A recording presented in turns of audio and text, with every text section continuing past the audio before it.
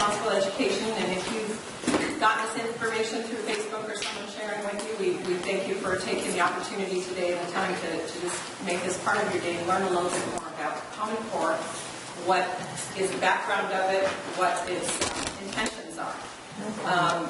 I want to introduce Joyce. This is our Western Washington coordinator.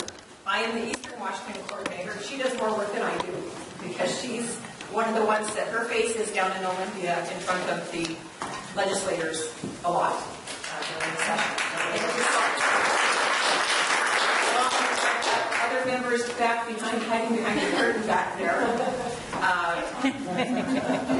Amy Kruger. She was the legislative aide for Jimmy Kuhn, and he is the county commissioner, county council member, county president, is like our county commissioner, and she works for him in that position still, in that function. Sharon Hannock is back there somewhere, and a lot of you probably, where's back there? Yes, okay, she's over there, Sharon. I'm sorry, Sharon. I misplaced you. Sharon Hannock, if you know her, is research mom. She does a lot of our research as well as these gals here. We have Marta, who is joining us. Marta's been a longtime member, and she was original president of here, right? And she is now living in Idaho Falls.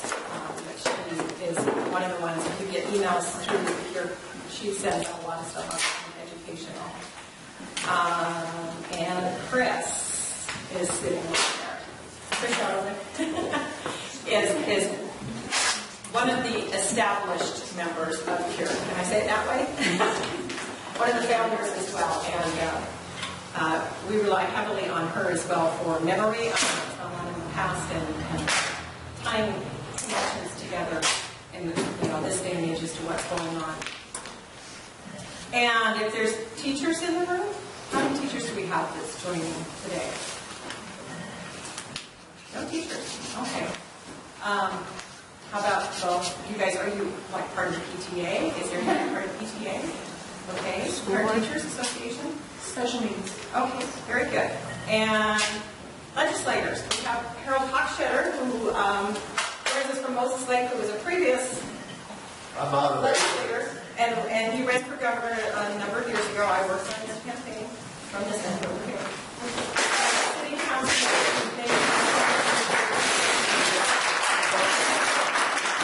Rod Higgins is our city council member from the Spokane Valley here. Appreciate you being here. Anybody else as far as legislature or city councils?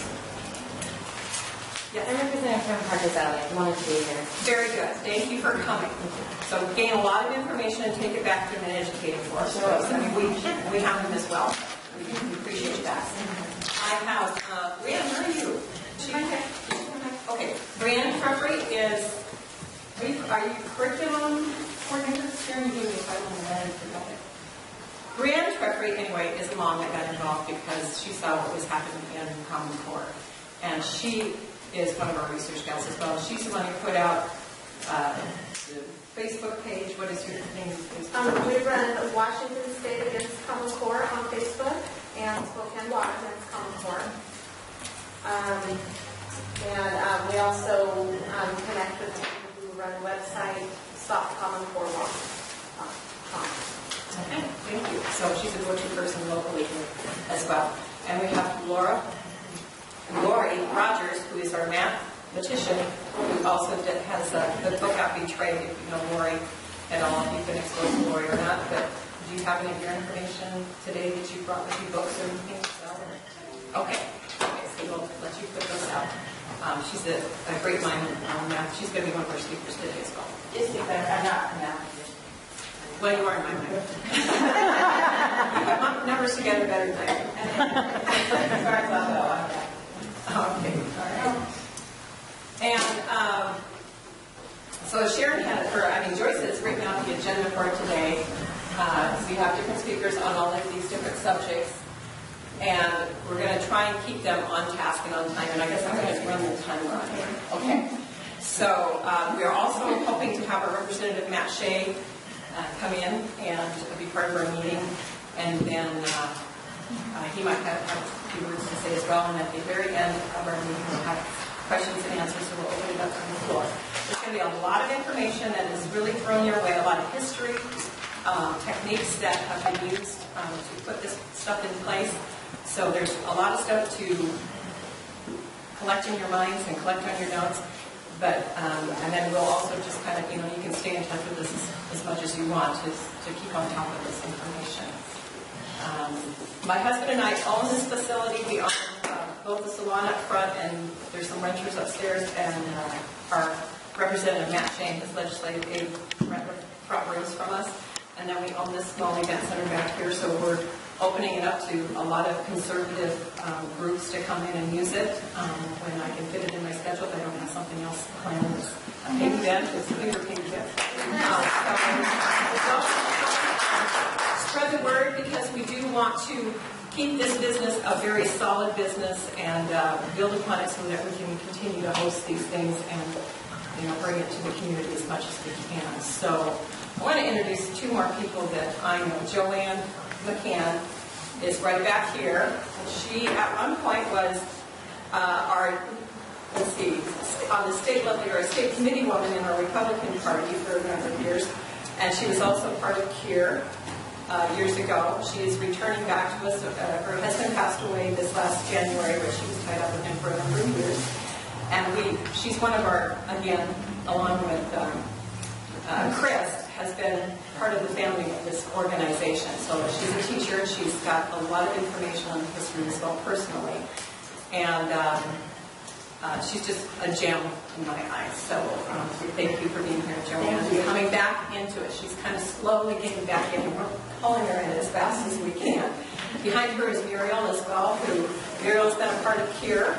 And so we welcome you here, Muriel. And so those are people that I'm just kind of pointing out that if we get a chance to visit afterwards, you can kind of go and take their breaks. So now I think, am I ready? Am I supposed to cover anything else? I've got snacks. I've got coffee going. I've got some water back there. We've got a few snacks. You're welcome to get up and go. The coffee just got started, so it won't be ready for a while. And I'll be kind of going back and forth putting things out, so please ignore me on the other side. I'm going to now turn it over to Joyce. If she needs a microphone, if you guys are having a hard time hearing her because she's not as loud as I am, I can find something for her to speak into. Okay? Thank you. Thank you all for coming. We have handouts, some handouts there, and also we have some books. We quote things from manuals and reports, and some of those are back there, so afterwards you can take a look at them. And then we have 3 remaining sets of the Constitution with the Declaration of Independence, and those are for sale. But then the other things are just, if you want, we would appreciate donations for the photocopy process. Also, remember the restrooms are back here.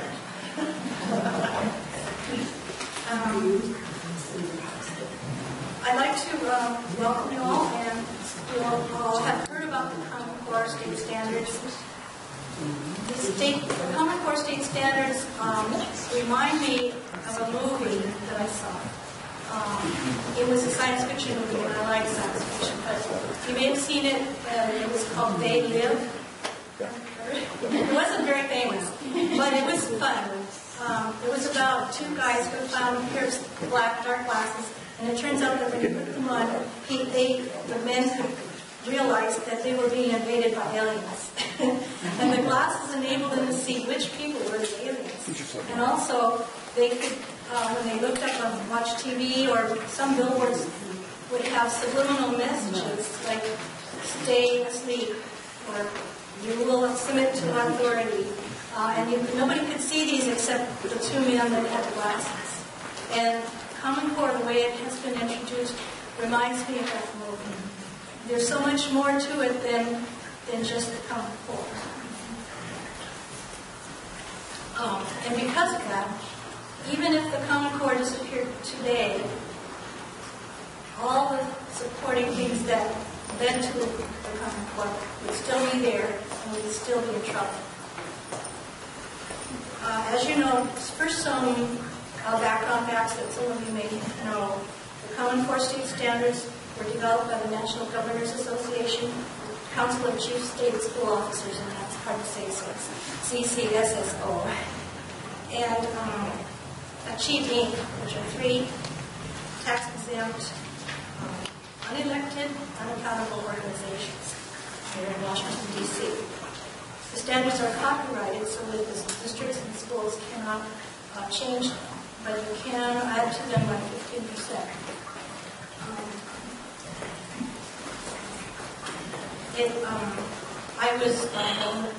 There's one article by Eva Forum that suggests that just if you add cursive writing to your curriculum, that already takes up 15%. Standards are copyrighted, and my question is, how can you copyright knowledge? Can you copyright 2 times 2? So, what are the standards really about? Maybe they're not really about knowledge. The standards were developed behind closed doors, but we know a little bit about the proceedings from 2 people who were on the validation committee, Sandra Stotsky and James Milgram. Sandra Stotsky is an expert in reading and language education and was responsible for improving Massachusetts standards. And James Milgram says he was the only contact specialist on the validation committee, the only mathematician. In other words, the other people judging the math weren't mathematicians. And he is a professor at Stanford University, professor emeritus at Stanford University. They and 3 others did not sign off on the Common Core state standards. It is illegal and unconstitutional for the federal government to prescribe curriculum or influence curriculum. There are at least 3 laws that say this. There's No Child Left Behind. There's the Department of Education Organization Act, which is the act that put together the Department of Education in the beginning of this partisan administration, and the General Education Provisions Act. And not to mention there's the 10th Amendment, which says that the powers not delegated to the states are reserved to the states respectively to the people. Proponents of the Common Core say they're not prescribing curriculum, but if they're going to prescribe the standards and set up exemplar curriculum and it's going to fund the assessments, then they can't pretend they're not influencing their curriculum and things in between. They claim that the states voluntarily adopted the Common Core state standards, but as some of you may know, the Race to the Top grant, which had monies that they got from the stimulus bill, the Race to the Top grant promised funding for any state who would change their whole education system around, and through a point system, the top point achievers would get the grants. So almost all the states changed their systems, but only a few got the grants. Also, there were waivers. The waivers were for people to get out of some of No Child Left Behind's onerous requirements. That, with No Child Left Behind, by 2014, all students were supposed to meet the standard. And as you know, just 100% of the students cannot all meet the standard. But that was in the law, and now states are struggling because they can't meet that standard. So Connie Duncan, the Secretary of Education, invited states to apply for waivers, and then if they accepted the money, they had to accept other mandates like the Common Core state standards. But there were other things too, and also other things involving Race to the Top, like teachers' evaluations, like establishing a longitudinal database, and several other mandates.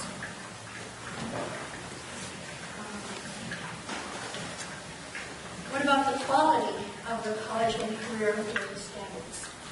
James Milgram and other mathematicians criticized the mathematics standards, saying that there is not enough math there to have students enter STEM fields. STEM is science, technology, engineering, and math.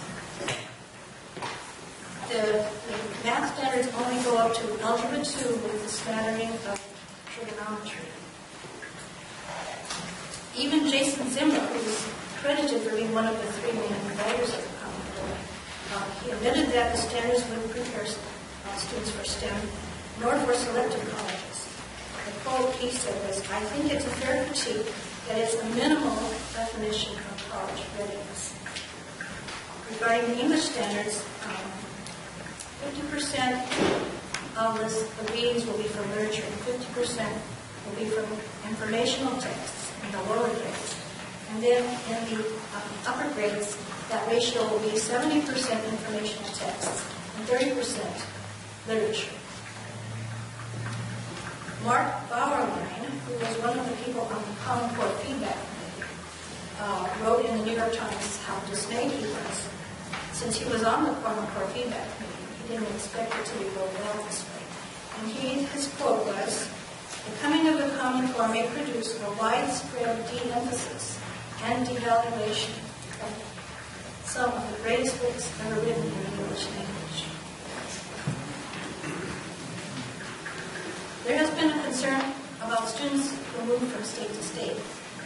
Yes, mobility occurs, but using the census data, you can calculate how many students, what percent of students move from state to state. And it can be about 2%. So does it make sense to change the whole education system in the United States for the sake of 2% of children who could be helped in other ways? Now, we do have more mobility within the state, but we have also had state standards within the state since 1983. So, theoretically, students who move from Mercer Island to Rockville or wherever will have the same standards. But we know that schools are not the same everywhere in the state. And in Yakima, kids are not on the same page at the same time as Mercer Island. So the kids are different, and schools are supposed to teach and accommodate and be flexible for the kids. At the outset, a few of the states do not adopt the Common Core. Alaska, Virginia, Texas, and Nebraska didn't join, and Minnesota only accepted the English standards. More recently, some states have rejected the Common Core. Indiana, Oklahoma, South Carolina, and Louisiana, and North Carolina and Missouri are still working on it. But the trouble is, some of the states are rebranding the Common Core and bringing back the same thing under different names. Repackaging and reintroducing discredited education systems is not a new thing. Please be aware of this. The Common Core standards are themselves a repackaging of former discredited systems. Here's a partial list of pre-Common Core initiatives. And you can see recurring themes and the same cast of characters coming back over and over. So I'll start with BSTEC. That's the Behavioral Sciences Teacher Education Program from 1969 and 70. And we have copies from it there. It is a 400-some page manual funded by the U.S. Department of Education.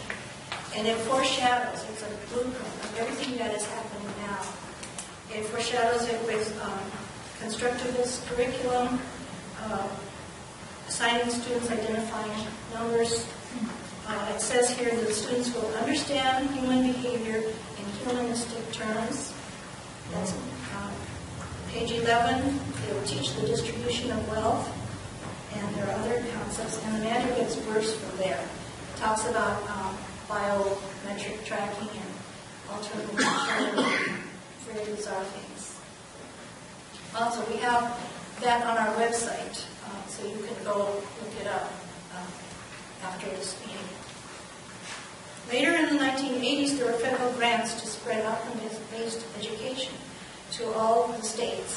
Outcome-based education is the concept where you envision what you want the student to be like at the end of the process.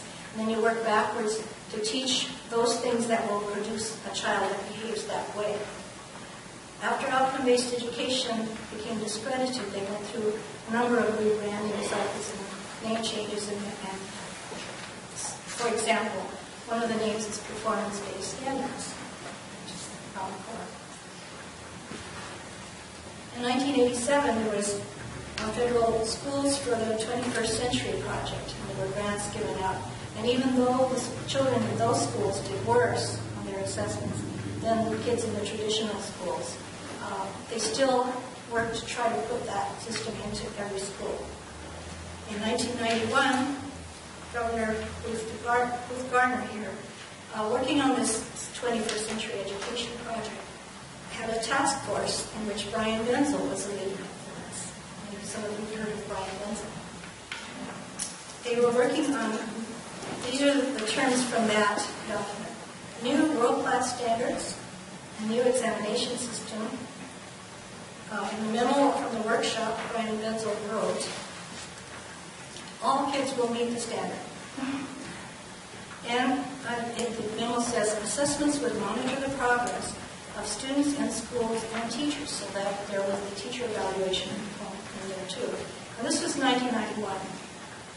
They would teach, quote, a common core of learning, close quote. So common core was already there. Can you pose some questions? Well, no, that's what they'll say. Or you think he's a Benzel or Denzel?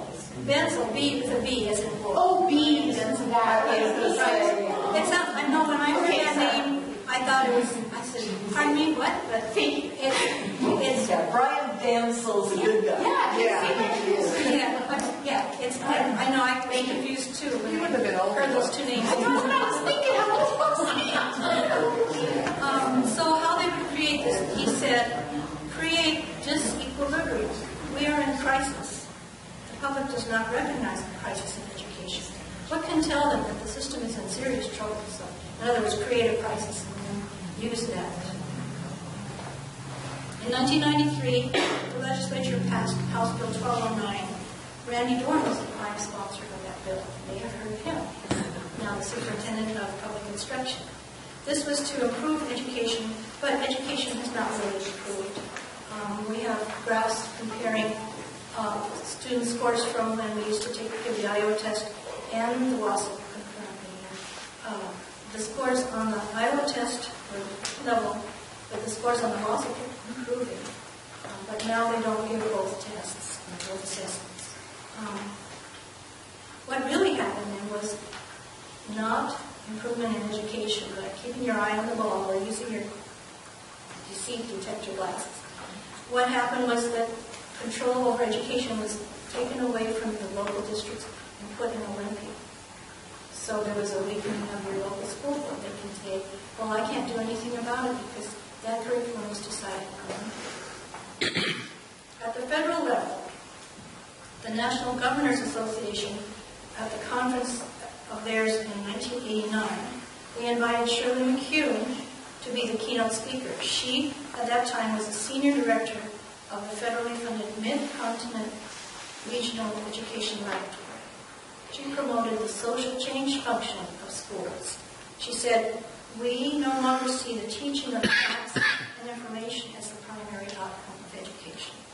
And she said that education was now about the total transformation of society.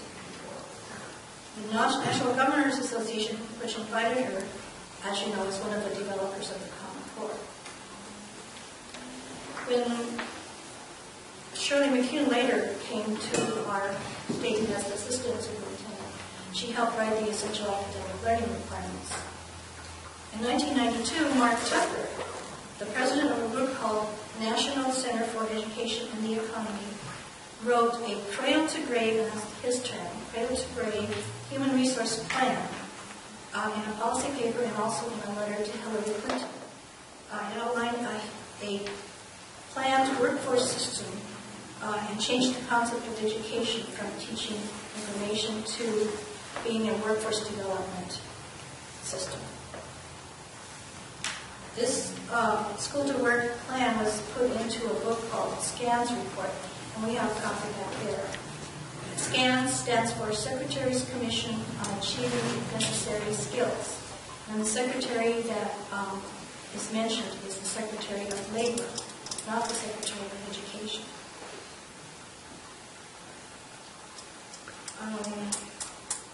Mark Tucker, closely with Michael Cohen, who is head of Achieve Inc. And Achieve Inc. is one of the developers of the Common Core. Under Bill Clinton, Rules 2000 passed in 1994 and gave standards and gave a standards system and required certificates of mastery in all 50 states. So basically it was the WASL system moved to all 50 states. At that time also, there was the School to Work Opportunities Act, which put in this school workforce training concept into all the states. Since each state was required to write its own standards, some states still wrote basic, more traditional standards, so it was uneven. Some states still had good standards.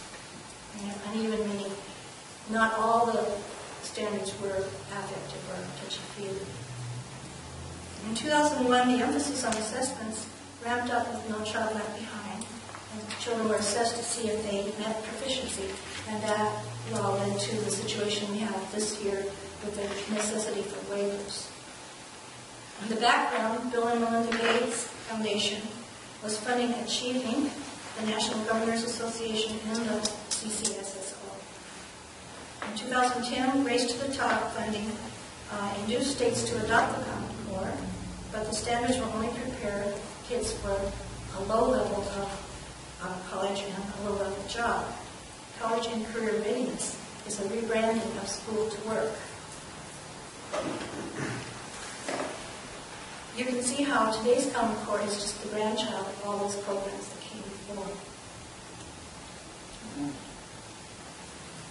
Furthermore, in implementing the so-called voluntary standards, power has been drained away from the local districts and now from the states.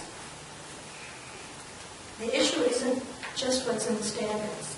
The issue is who controls our curriculum, who controls our children.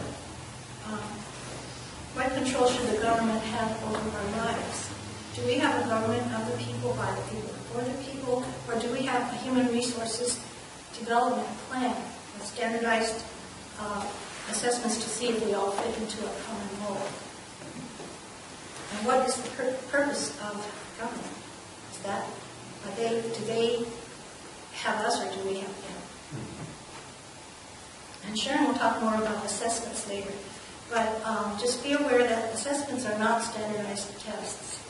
Assessments are value judgments to see how you match up to the appropriate rubrics or the list of appropriate responses. It's not a standardized test, it is that our children are given standardized. Now, about data collection. We are aware, of course, that all our data is being collected constantly. Every time we buy something with our credit card, we swipe our credit card, all those purchases are recorded. We have Safeway cards and Costco cards and all that data is recorded.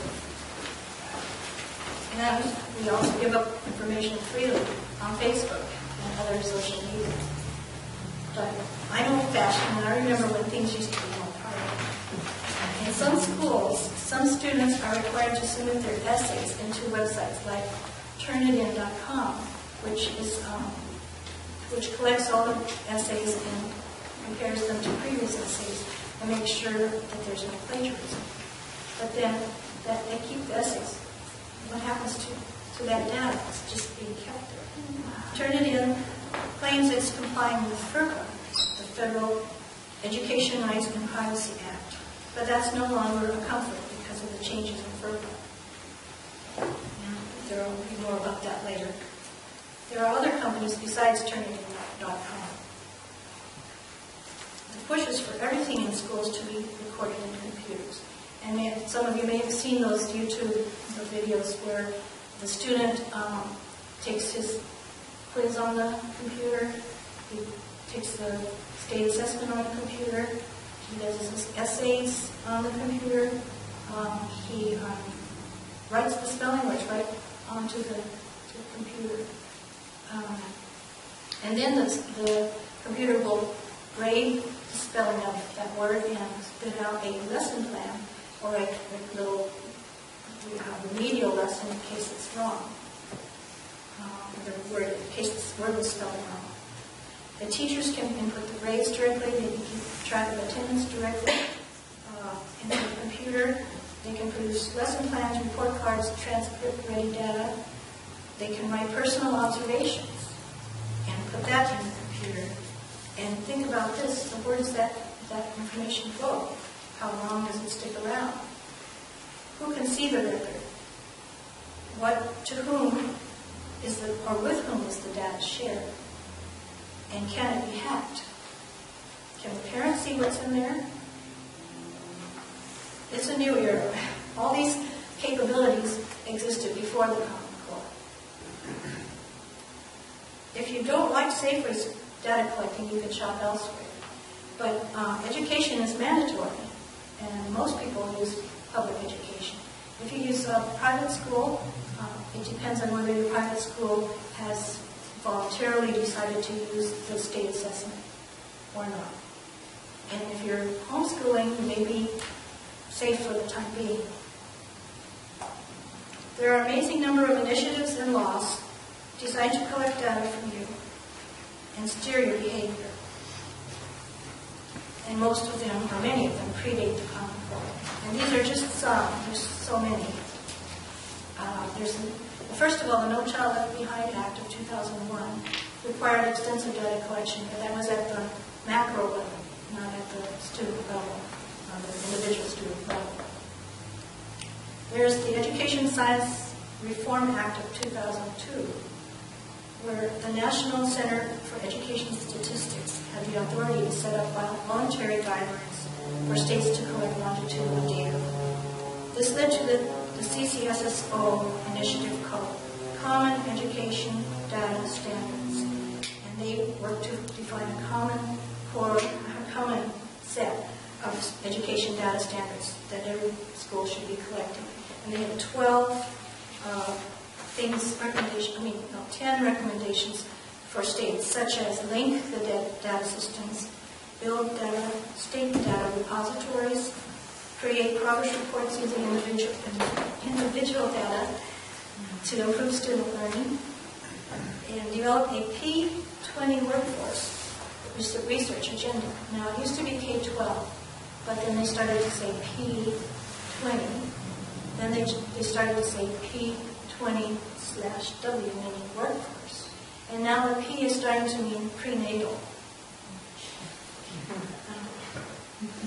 Under the America Competes Act of 2007, in order to receive fiscal stabilization funds, a state had to promise to establish a longitudinal database. And there were 12 elements in the list, but they were similar to the other 10 from the other list. Some other data collection projects are Early Childhood Data Collaborative. Those are capital letters. That's the name of the topic. And that's to start to give to kids information from an early age, like preschool, or as early as possible. Mm-hmm. National Student Clearinghouse, that helps districts compile data to remain in compliance with other laws. There's the National Education Data Model, which has over 400 data points to be collected on each child, and some of those, an example of some of those data points are religion, family income, voting status, health insurance, and other questions. The Pioneer Institute calls it digital DNA because each person has a unique combination of answers to those questions. There's Connect Ed, which is President Obama's plan for providing digital access to all the schools. You can't be giving data if they're not wired up.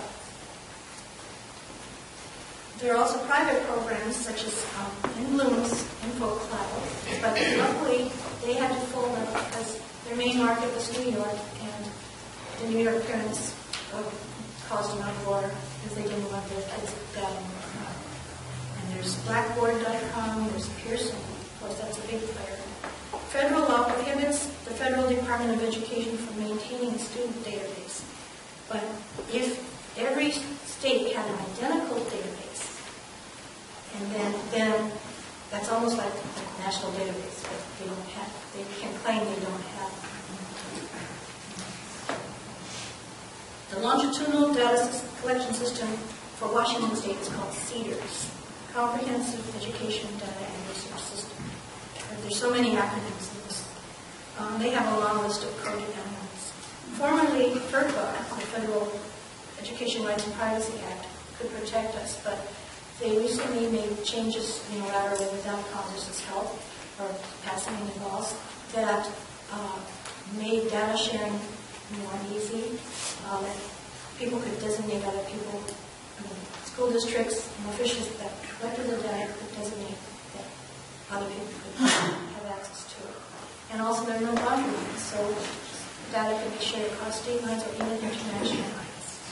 So the question is, who owns your data or your child? I would say I own my data and my child's data. It's my property, and if someone else wants it, they can ask me for my permission, and I can't refuse. And Brianne can talk more about opting out later. Today's assessments are very complex. There are assessments inside of assessments. Also, I'm going to try to hurry up here. The Federal Department of Education's Office of Education Technology has written about plans to create behavioral and emotional data. They have a manual which is they're called Promoting Persistence, Tenacity, Improving Persistence, Tenacity, and Grit. And they say persistence is now part of the Common Core state standards for mathematics.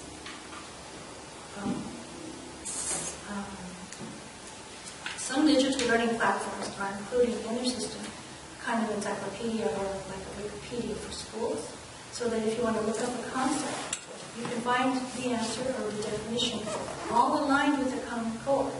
So if you want to look up weather change, you can find an answer all aligned with the Common Core. Or social justice, you can find an aligned answer. Today, even Girl Scout, this is outside of the school system, but Girl Scout badges are aligned with the Common Core. Under the biometric data collection, in that group they have a facial expression camera, a posture analysis seat, a pressure mouse, and a wireless skin conductance sensor. And the last one was the research for it has been funded by Bill Gates. It's becoming increasingly difficult to avoid this data collection. If you're homeschooling, be aware that the ACT, the SAT, and the GED are going to be all aligned with the Common Core.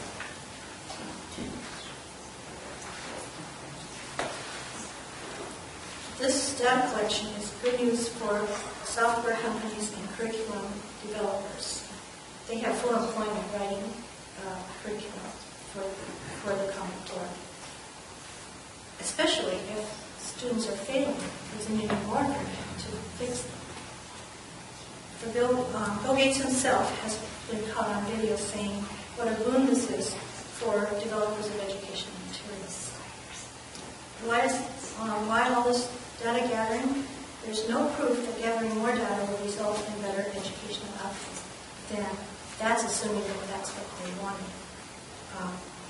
It isn't about data. And teachers know that teaching isn't about data. It's about building relationships with children and firing up their imaginations. It's not a data. It's not a data system.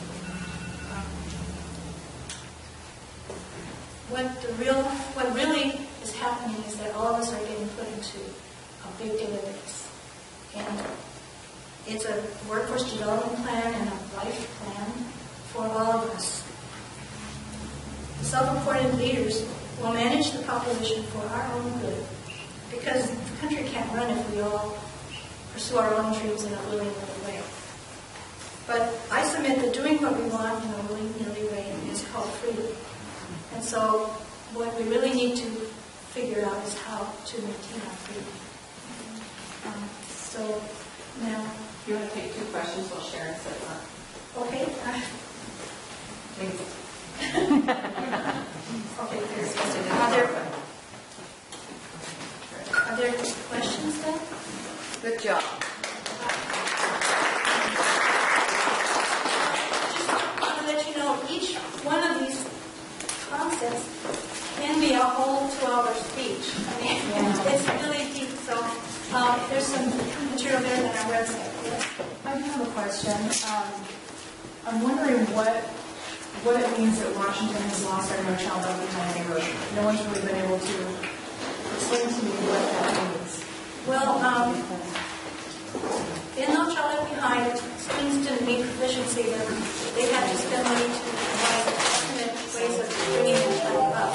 So they would have to bless the children to some kind of testing center or provide a tutor for all the children that were failing. That costs a lot of money.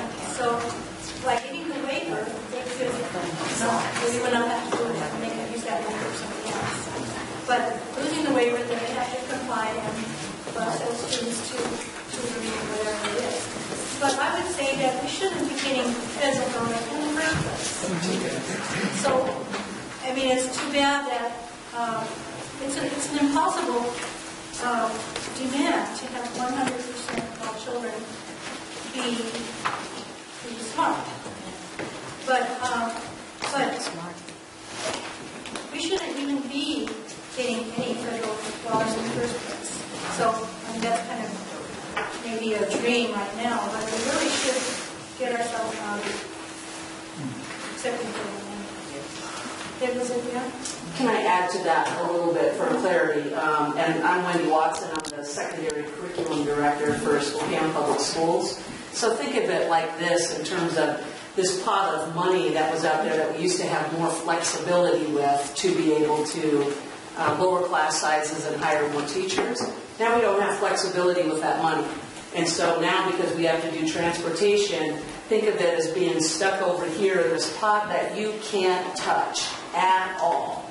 So it was like, $1 million something that we said, well, now we got to cut teachers, now we got to cut some of our help programs because we got to hang on to this. And it was pretty dramatic for our school district to do that, shifting around where we would have been much better had we just been able to evaluate teachers and use test scores to evaluate teachers would have freed up those dollars. So really hamstrung us to hang on to this pot of money.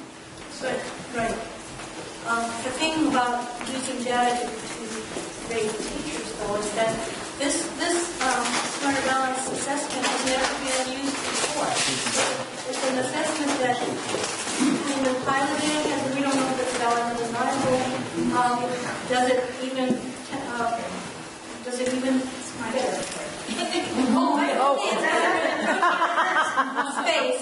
But does it really better preparation for college and careers? Well, I'll say real quick, my daughter right here took the Smarter Balance. I called the company. The teacher does not know the questions. The company said it was proprietary information. They did not tell me what the questions were, what the scoring was. They just told me it didn't count. But they have your data. Right. And all those open-ended questions that can clean what your child is thinking, like write an essay on what you did this summer. So, what was the favorite thing you did this summer? Yeah. Then you get all that. I thought there was a way you can tell us where the data goes. Yeah. Where the state will go? The data. Oh, the data will go. Well, right now, the Smarter Balance assessment, because they're still trying to calibrate their scores and figure out the testing, so they weren't ready to release scores. We wanted them to. But at the same time, they were going, we're still trying to calibrate our test and make sure when it comes time to put the test out there that they feel like they've got a valid and reliable assessment tool. So we knew that when we were giving that to the teachers, that you're taking the test and nobody's going to get the scores and you can't see it back individually because they're calibrated. We didn't have to give the test, but at the same time, because we debated that and go, well, then why would we give the test? Well, we wanted to have a look at it, and we wanted to say, let's see what this test is, and let's give it to the kids. Technology was a huge concern. Just do we have enough technology in the schools to get the kids to the test?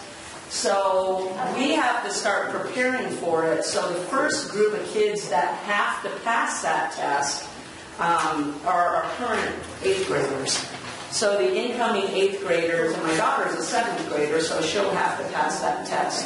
So, and then where's that data being kept with Smarter Balance? I Just don't know. That's what the testing, but I'm talking about all the data. Where does all the data go? Because I know it goes to the longitudinal data system. Where does that go? Where all the places that goes? I don't know the answer to that. So I don't know specifically if that's Smarter Balance. I know we get assessment scores as a district. We can look at that, so we have that information. So I certainly don't know what Smarter Balance Assessment Consortium is. I just want to say one thing, which maybe Sharon might be talking about too, but so this is the first time you're trying out the assessment. Yes. Well, usually, if you have a trial on somebody, they're getting paid because they're test subjects. They know that it's a test subject, test pilot program. You hire them, you pay them for being test subjects. And we didn't have to do that, and we could have made that choice not to do that, but we decided we would do that to try to prepare for that instead of waiting for the one class and wait till these current 8th graders are in their junior year, and we've never had a look at the test and say, surprise, let's give it to them, and then we're unclear about that. And it was no different from HISP, and it was no different from WASO. Okay, so are you with District 81? Is that? Oh yeah, I'm the secondary curriculum Yes, director. okay. So if we can direct people to you after the meeting, if they have more personal questions on that. Oh, I that would love be to talk. awesome. And then we'll take one more question real quick, and then we're going to move on with the I just question. want to know if you address the fact that they want to inoculate all children by 2015. I'm not sure that would be a little thing. That's a whole different 2-hour subject at least. So it's a known fact amongst many of us. But so right now we're going to bring it back to what they're using the assessment for and Sharon's research on this. So thank you and welcome, Sharon Hannick. My name is Sharon Hannick, for those of you who are new, and I've been, along with many of the CURE members, involved in researching education issues for over 20 years. We do have some members there, CURE members that have been since 1960s, I believe, researching. So there's a wealth of history and information in this room today. My role is, about 20 years ago, that's when I had kids and I became the mad mom, where you find out what's going on and you get involved. So over the time, though, I've actually gone to different school districts and looked at information, trying to gather a sense of what's going on in the classroom and with the assessments pieces. So today, this part is going to talk about assessments. I call it assessments, changing patterns of thinking. Because you have a test, and this was true with the WASO as well, that is given in the springtime. You get the results back in the fall. A diligent parent says, I want to make sure that I help my child. So the parent takes the test results, finds out what's going on, where they did well, where they didn't do well, takes that information, goes back to the old teacher and says, this is where my child needs help. And the old teacher says, I don't get it. It's not in my class anymore. So then the parents go to the new teacher, because they're in the fall, and they go to the new teacher and they say, this is where my child did not do well last year. And the teacher says, I don't care. That was last year. They're in my class this year. So I got to thinking, okay, why do we take a test?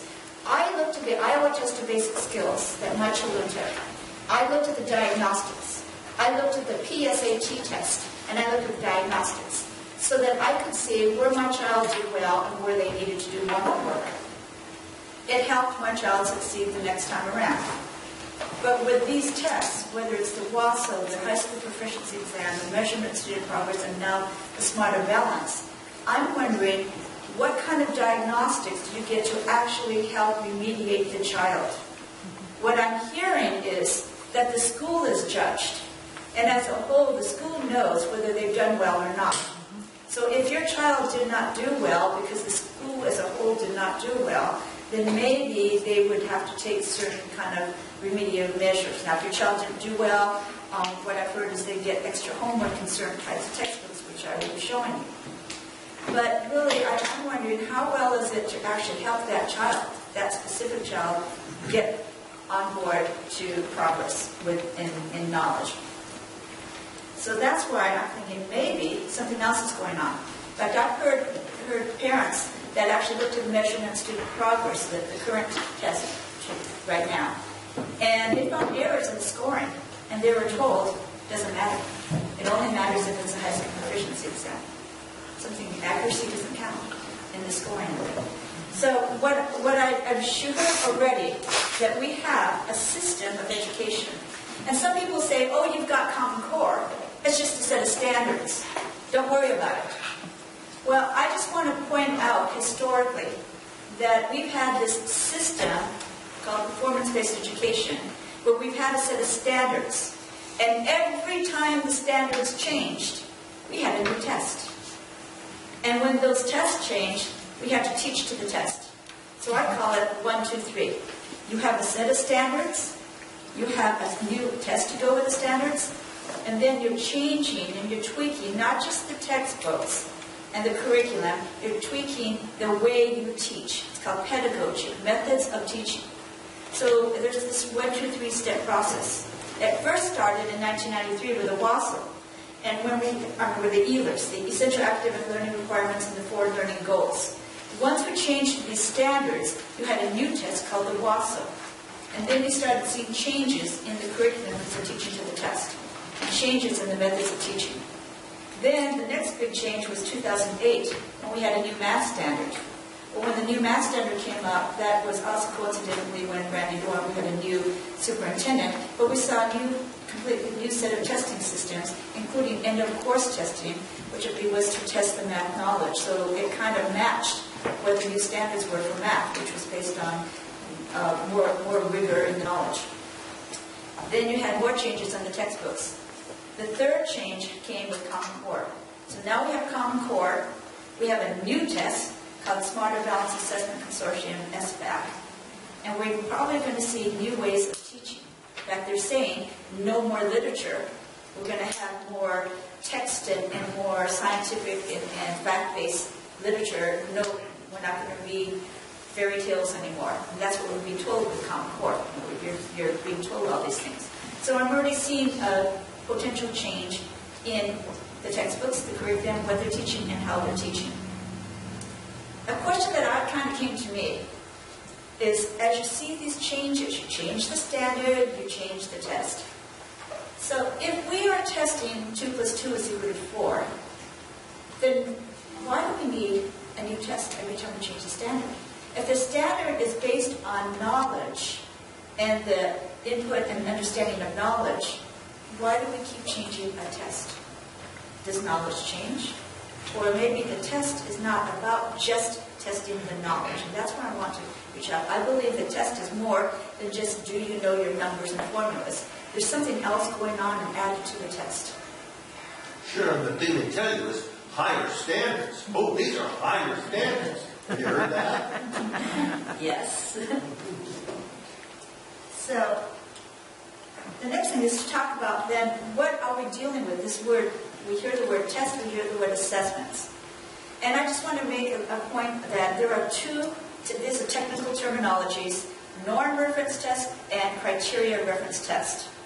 The norm reference test would be your SATs. It's your Iowa Test of Basic Skills. It is your PSATs, and I have a copy here of the PSAT test, where they would ask these questions, specific math questions, where you have to have the right or wrong answers, and you have those little bubble and circled lessons, and it's usually a time test. And so those tests pretty much are very easy to score. You just run it through some machine, and you either darken the circle or you didn't. And they are a test with one right answer. And when you score those, the way the test is developed is that they take thousands and thousands of children and give a child these questions until they come to a point where they know the average third grader answers the questions this way. The average fourth grader will answer these questions this way. In other words, it's normed. So because they've used so many thousands of children, they can say the average child of this age, of this grade, answers the question this way. And that's how you develop these Iowa Test of Basic Skills or SAT, and you say, oh, my child tested at fourth grade level first month. Well, they know that because they've tested so many children in this pool. That's what the word test and the norm reference test is about. The new world is called the criteria reference test. In a criteria reference test, the key element is the criteria. Joyce kind of talked about this. So the criteria is the standard. So if you have a criteria, that's a good criteria, then you are testing you're testing to see if the child met the criteria. Actually, it's over there in the box, but Washington State had a criteria of the standards that were rated F-rated standards in mathematics. So when your child successfully passed the WASO, they passed a set of standards that were ranked F-rated in the nation. That doesn't necessarily mean they have the knowledge. So when they're up against going to the SAT, they really may not do well and perform well on a test like that. And that's what was happening. So you have to look at the criteria and how well the criteria is when you look at a criteria reference test. I use the word test, assessment. The second concept of the assessment is it's not just black or white that you reach the criteria, that you understood how to do the standard. It's a judgment call. There's another area where we commonly use the word assessment, and that's your property tax. Someone goes out and values your property and says, oh, we think that the value of the property is this much based upon these factors. So the word assessment is often used because it adds a little bit of subjective judgment, and it adds a little bit of other criteria, and not just, do you know the answer? Do you know this knowledge? That's not what's going on in an assessment. So you're seeing all these things. The WASO was an assessment. The high school proficiency exam is an assessment. And the Smart Analysis assessment. And there is a distinct difference between a test and an assessment. This example here in this assessment is math. In this example, it says every third child wears red shirts. Every fifth child wears blue shirts. So what color shirt is the 15th child wearing? This is taken off the real test. If your child was in the 4th grade, they actually took this as part of their exam a couple of years ago. This is part of measuring student progress. Note the math exam. The answer is red and blue or violet. 2 acceptable answers. And you don't have to really know how to do numbers to do that. What I see going on, in addition to this changing area of criteria, part of the criteria is process. Do you understand the process of doing things? I want to say that it's not necessarily dumbing down, but it's thinking differently. And for some kids this works well, and for other kids it may not work well. I use the birdhouse as an example, because if I said to a child, we're going to build a birdhouse, and when we build the birdhouse, that's your exam, build the birdhouse.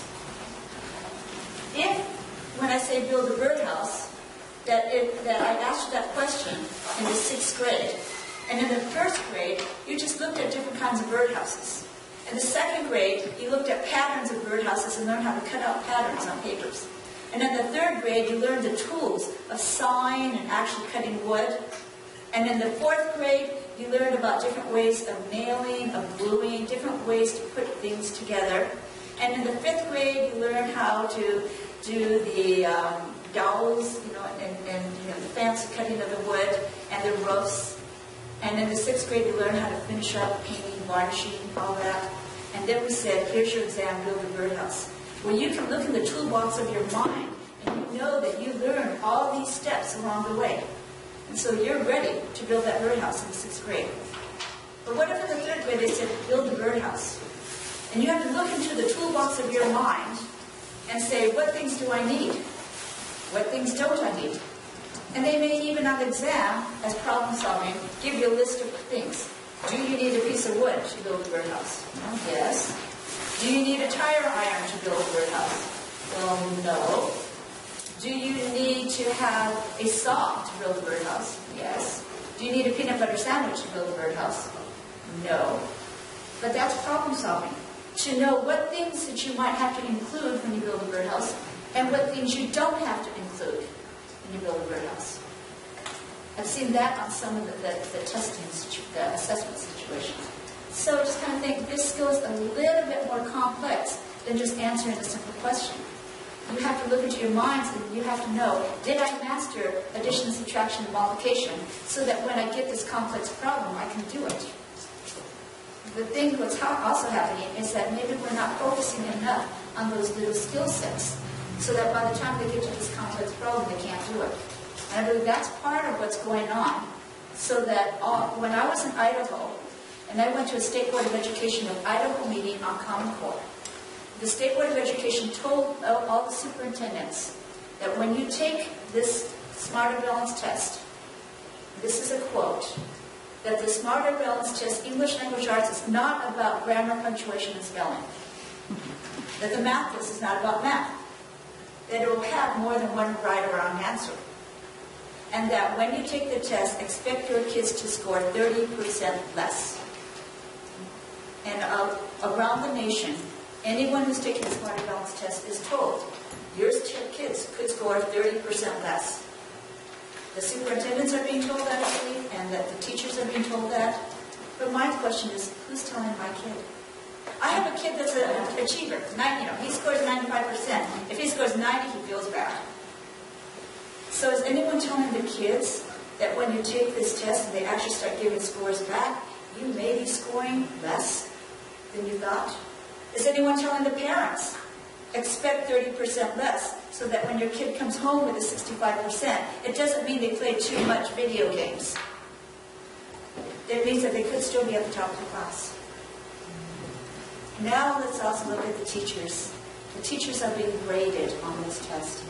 Right off the bat, the teachers are going to be graded on a score that's 30% less than they used to have. So in Idaho, one of the teachers raised their hand and said, well, what happens to our teacher rate evaluations? Because all our kids are going to score 30% less. To tell you, another teacher raised their hand and said, don't worry about it.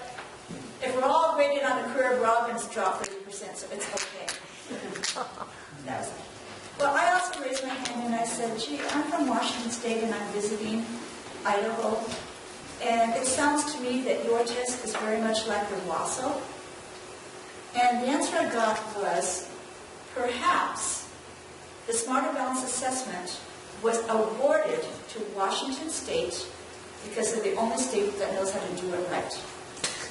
So just know that the Smarter Balance Assessment Consortium, which we're told is this national test that's going to save the world because, gee, we messed up on the WASO, we messed up on the high school proficiency, we messed up on the mathematics progress.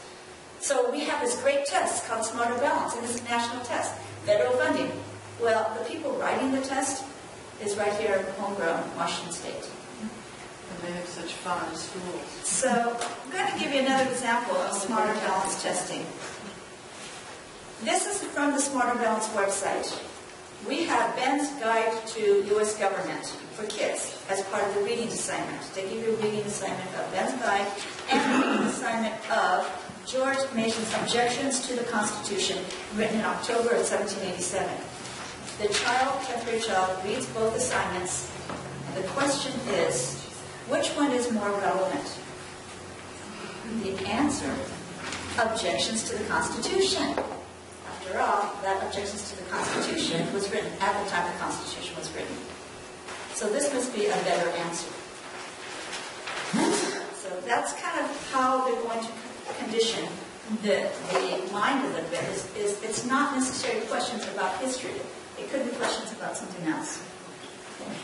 In looking at the curriculum and the methods of teaching, and I think from prior things, if you've gone to any seminars, you probably know, or heard from Lori Rogers, that this was the old math books in Spokane, that there are really not a lot of numbers, not a lot of rigor, not a lot of computation.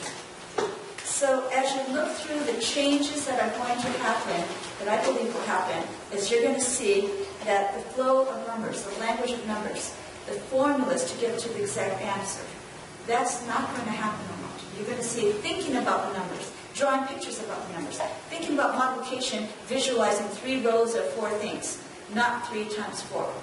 So you can see a lot of that. That's what I mean by flow of numbers. You're not going to see that. The flow of words. It used to be you learn your letters and your numbers, and you learn to make words. The words got together to make sentences, sentences together to make paragraphs, paragraphs together to make stories. There was a flow of language.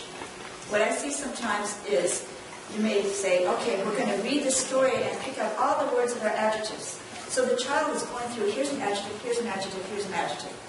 Or they may be saying all the words that show strength of character, so they're picking it. But they're not starting from the beginning and reading through the passage as a flow of language and learning what the author has to tell them. There's another flow of words where sometimes what I see is pre-reading skills. What do you already know? What do you want to know? And what have you already learned? So before you read a book, you say, okay, I'm going to read a book.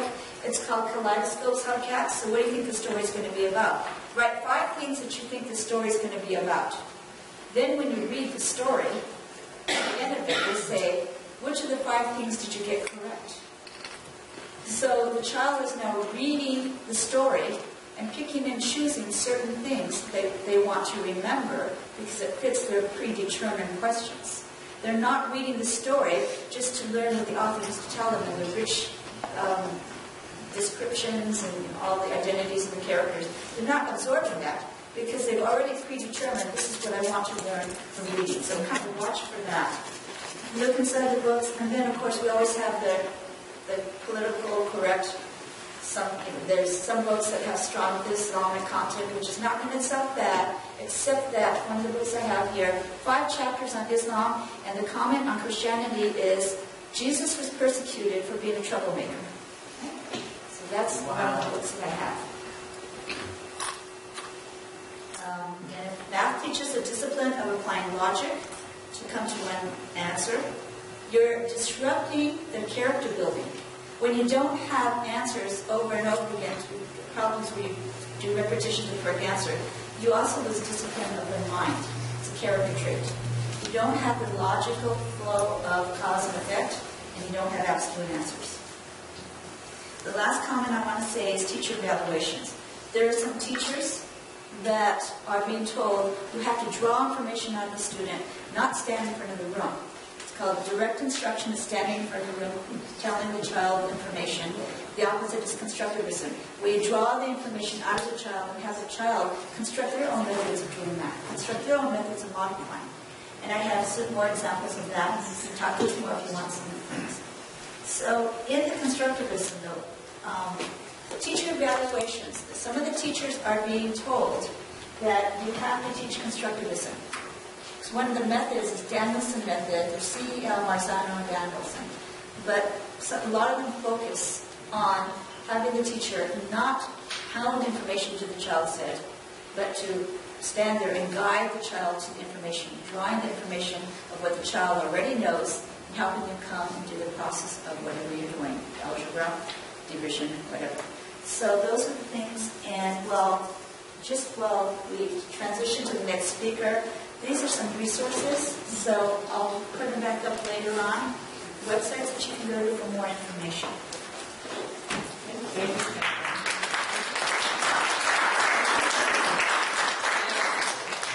Marta doesn't need as much time. She's just going to transfer over, and Marta's going to walk us through it. Has anybody ever been through the meetings that are like run Delphi technique? Oh, yeah. Delphi technique is. Okay, so I've experienced them many, many times. I experienced them the first time when Ruth Gardner, I was living over in Everett, and Ruth Gardner was in charge of the meetings, bringing in outcome-based education, and the way that the meetings were set up in all the different school districts. And I didn't quite understand what I was going through. I just knew that it wasn't right, and didn't give us all opportunity to really speak our voice. Then I was over here, and I went through some meetings with Avista. We were fighting some issues on where they wanted to put a huge power plant in a residential area, and they had land somewhere else. Sharon, we need assistance up here. Assistance with money. And with Avista, they also use the Delphi technique, and it's just basically breaking the groups in, and Marta's going to go into detail on this. Breaking the groups in so that you cannot communicate with each other. Someone cannot hear what someone else is saying. And it's controlled outcome, just like outcome-based education. So we're going to welcome Marta for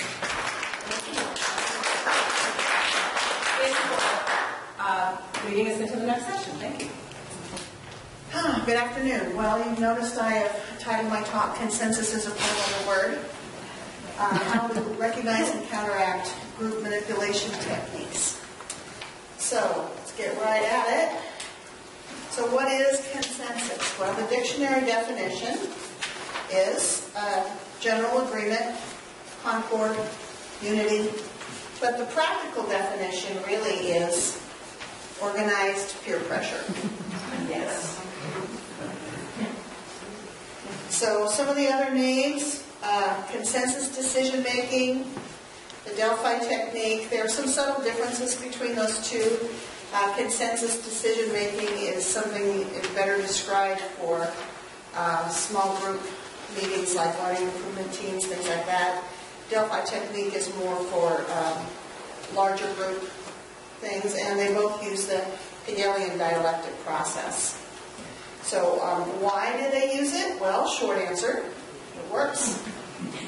But really it's because it works because the participants believe that the process was fair, and they don't see the manipulation behind it, and they will support what they are led to believe is their own idea. So this is the process of the Hegelian dialectic that they use in the Delphi technique of thesis, antithesis, synthesis. So here's your thesis on one side of the page. As an example, in my home school district, when my kids were little, the holiday celebrations in the schools were completely unlimited. The district, on an antithesis, wanted to change that. They wanted, and announced in the paper, they wanted to ban holiday celebrations in the schools altogether. So we had a big district meeting, and we came up with the synthesis position that holiday celebrations were restricted. Not unlimited, not banned altogether, but restricted. So that then becomes the new thesis, and the antithesis stays the same. And you get a new synthesis. Notice how it's moving closer to the antithesis. So here's the way it works. You have your original thesis and your antithesis. You come to a synthesis position. That becomes your new thesis. Then you get a new synthesis position. And you get a new thesis. Now you get a new synthesis position. And oh, look, your thesis and your antithesis are converged. The thesis and the synthesis, the antithesis, all become the same position. And we repeat this process again and again. Okay, I did something to make it stop.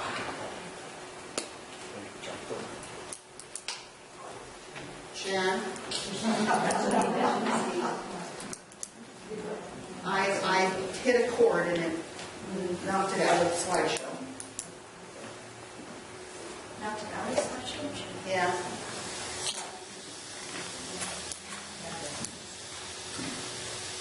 While you're digging with that, when did they start this? And who came up with it? I think it was It came military. out of the RAND Corporation. All that history was in my 45-minute talk, and this is a 15-minute talk. It came out of the RAND Corporation, and it was done in the 60s. Okay. So the opposites converge, and oneness of mind is then achieved. And that does sound kind of new agey, but it is a verbiage that is in a lot of the resources that you find. What you have to understand is that the synthesis position is the predetermined outcome of the consensus Delphi process. So here are some of the features of the Delphi technique. Why is it doing that? So all the stakeholders, that's anyone they want to manipulate are included. Stakeholders are anybody that could be involved in the process. In education, it's teachers, it's parents, it's students, it's administrators, it's community members, it's business leaders, they're all stakeholders. When I was still living over on the other side of the state, I was invited to serve on a surface water management focus group. I don't know anything about surface water management, and I kept trying to tell that to the person who invited me to be on this focus group. But oh, no, we need the opinions of all stakeholders on this issue. And I kept trying to say, my opinion is meaningless. I don't know anything about the issue. Oh, no, we want you there. Well, I finally just had to say no thank you. They would not take my excuse as an answer. Yes, they got someone else who was clueless, who wanted their opinions to be heard. So information is often controlled so that not all information is available to their participants. Our levy failed in our school district when my kids were little. And so we had a great big budget meeting that all the community members were invited to. And we were supposed to look at all these budget resources and help the district decide what should be cut. The interesting thing was, though, that the things that were on their lists of things that they could cut were incomplete. The information was controlled. I happen to know that they had 5 assistant superintendents in that district, but they only listed 3 of them as a possibility for cutting. Now, I made sure my focus group knew that information was controlled, but everybody else in the room, they thought they had everything on the table. Another technique is they use semantic deception and spin. Semantic deception is like the Affordable Care Act, which is really the Unaffordable Care Act. They name things a certain way to make you think a certain way about them. And of course, I think everybody knows what spin is. The unity slave. And then they like to enforce agreement with group decisions and hide the actual level of dissent by controlling what's presented to the public. I served on a district level committee, and they wanted us to agree ahead of time that whatever the group came up with, we would all agree on it. More features of the Delphi technique. You have breakout sessions for small groups. So if you walk into a big meeting put together by a school district or a county or whatever, and you see a whole bunch of little tables all over the place, and each table has one of those great big paper pads and a marker there, you know you're about to be Delphi'd. And they take notes. Yes, they do. There will be a facilitator at each of those tables. Sometimes their identity is hidden. Sometimes it is open. So sometimes they'll announce, we're going to have an administrator at each of the tables to facilitate the discussion for you. Sometimes they'll do that, but they won't tell you that. They'll just say, we're breaking up into groups. And the facilitator will grab the marker pen and say, volunteer. I'll write everything down for everybody. But there are predetermined conclusions. So these pre-planned volunteer facilitators, they will manipulate the group by lavishly praising ideas people come up with that happen to fit with the predetermined conclusion. So, Joe will say something and it fits with a predetermined conclusion, and so the facilitator will say, oh, that's a great idea, Joe. Let me write that down here. I want to capture that idea. How awesome is that? And then maybe Mary on the other side of the table says, well, what about this idea? Well, that idea does not fit with a predetermined conclusion.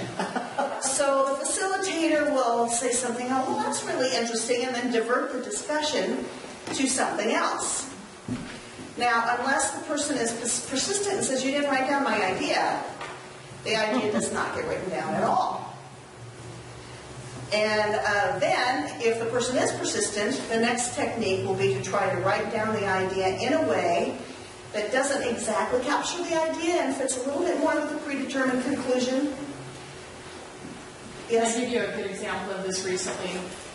Central Valley did a renewing of their strategic plan, They brought members of the community in. A lot of them were district representatives and some parents. And they had the tables, like you said, with the little sticky pads and everything else. And I brought up in my group, why are we not talking about Common Core since it's going to be implemented this next year? And that woman, the woman who was facilitating, shut me down immediately. Immediately.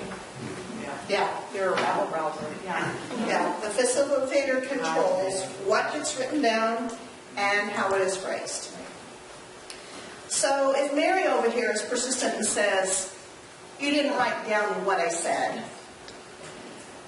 eventually they might have to write it down. But if they really are a good facilitator and the idea is really outside the box for them, they'll create what they call a parking lot.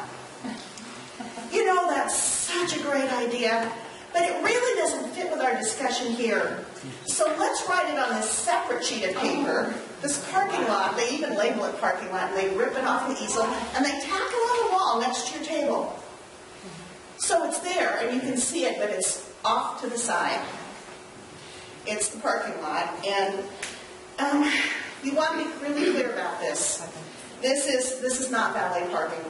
This is when you come late to the busiest night of the Spokane Interstate Fair and get the last parking space on the back 40. This is that kind of parking lot.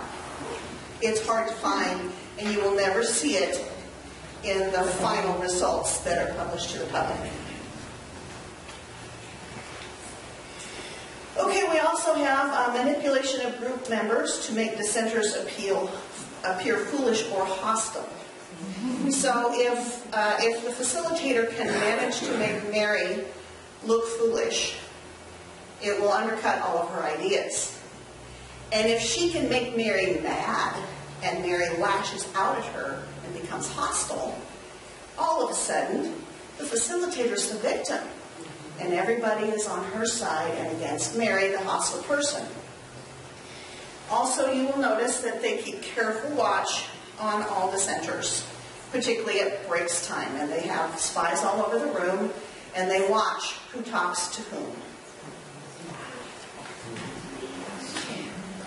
So, strategies to fight back. Consensus is usually a smaller group. This district level committee that said they were going to do consensus decision making, and they wanted everyone to agree ahead of time to support whatever the group decided. I said no. One, I don't do consensus. I do voting, and I may lose the vote, but I want my vote recorded. And so that was force your votes on key issues. But I also told them, if I don't agree with the decision this committee makes, I will file a minority report. I will talk against it. I will do everything in my power to get another solution adopted. If I don't agree with what you do, I'm not going to say I do. You have to stand up for your rights. Okay, Delphi technique. You need to arm yourself with information ahead of time. When I went to that district committee on the budget, I had been working with a group, and we looked at that budget carefully. We knew exactly what was in it. I knew there were 5 assistant superintendents. I knew that they each made more than the state superintendent of public instruction. I knew that the superintendent made more than the governor. I knew that they spent over $300 a month on cell phone bills for the superintendent. So you have to arm yourself with information. You also need to recruit like-minded people to help you. It's hard to do this by yourself. It really is. If you can get another person there, you know, if Mary's at this breakout group and has this idea that won't get written down, and Paul is on another side of the table and says, hey, you didn't write down this woman's idea, it's a lot more helpful. Again, do not acknowledge that you know fellow dissidents. Be especially careful at breaks. They do report back on who is talking to whom at the breaks, and they use it to undermine you. And if possible, resist being broken up into small groups just at the beginning, because they usually start in a great big group, and they'll have a little bit of, setting the stage for what they're going to talk about. And then they'll say, let's break up into small groups now and get everyone's ideas. If you could have one person stand up and say, hey, I don't want to break up into small groups. I want to hear what everybody has to say. I want a group discussion. And other people scattered all over the place agree. Sometimes you can prevent the breaking up into small groups part. We'll control that with ground tables. You do what you can. Another thing you can do is capture the table away from the pre-selected facilitator. This doesn't work if they've announced the facilitator ahead of time and said we're going to have an administrator facilitate each discussion, but if they're trying to hide that they have facilitators that are trained there, rush to the table, grab the pen, and volunteer. Never, ever, ever, ever, ever lose your temper, no matter the provocation. You have to remain calm and friendly. Be charming if you can manage it. If they make you lose your temper, you are the bad guy, and they are the victim. The table will sympathize with the facilitator against you. But the good news on this is that the more they use the system, the fewer well-trained facilitators there are. And inadequately trained facilitators are sometimes easy to rattle. They're not used to dissent. And if they lose their temper, you become the victim, and they are the bad guy. You win. Be persistent. Don't let them derail you. Don't let them not write down your idea. There also usually is a reporting thing at the end. Make sure that your ideas get into the report. Otherwise, it won't get into the final report. And you need to be careful because you can sometimes win the battle and lose the war. The holiday discussion that we had in our district, I had met with a group of 20 parents who didn't want the holidays restricted or banned. And I talked to them about the Delphi technique. I explained all this to them. I had 2 hours with them. They apparently weren't listening well because when they tried to stand up and not be broken up into small groups, the principal said, I called this meeting, this is my meeting, and that we're going to do exactly what I said. They all acted like they'd been called to the principal's office and spanked and folded up like cheap suits and went to their respective tables. And when they came out with restricted rather than banned holidays, they thought they'd won. So you can lose the war. So why should you participate in these meetings? Why should you go at all? Well, you have an opportunity to influence others. I influenced all the people at my table who didn't know the information they had access to was restricted. They found out there were 5 assistant superintendents and how much they were paid and some of these other issues. The other thing you can do is you can find like-minded people and network with them. Maybe Paul never knew Mary before. He wasn't working with her. He just was like-minded. Now they can network. Maybe even start a group together. You can find out what the opposition is up to. It's kind of good to have this information, to know what's going on. You can use the information that you gather to write letters to the editor and blogs and to lobby elected officials. And you can have fun. Just as I said, some of these more amateur and less trained facilitators can be pretty easy to rattle. They're not equipped to deal with the centers. They can be easy to fluster, and it can be fun. So, parting thoughts. Knowledge is power. You're here today gathering power, you're gathering knowledge from all the speakers here. You need to use it. And for me, this is ultimately a spiritual battle. So you need to stay focused on what really matters. Thank you, Martha.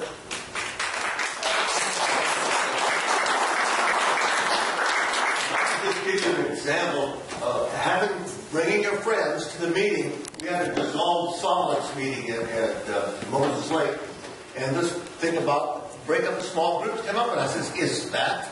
And also untrained facilitator? I said, is that in the bylaws? And she said to me, she says, there are no bylaws. And I took lots of time standing up, and I hit that table with my fist so hard, every water glass in the place jumped. I said, I call for an election of officers.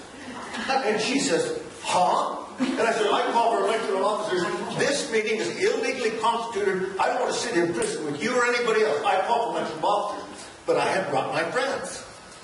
We called for election of officers. I nominated a guy. He passed. We took that issue away from them, and we never heard it again. It's got to be well trained.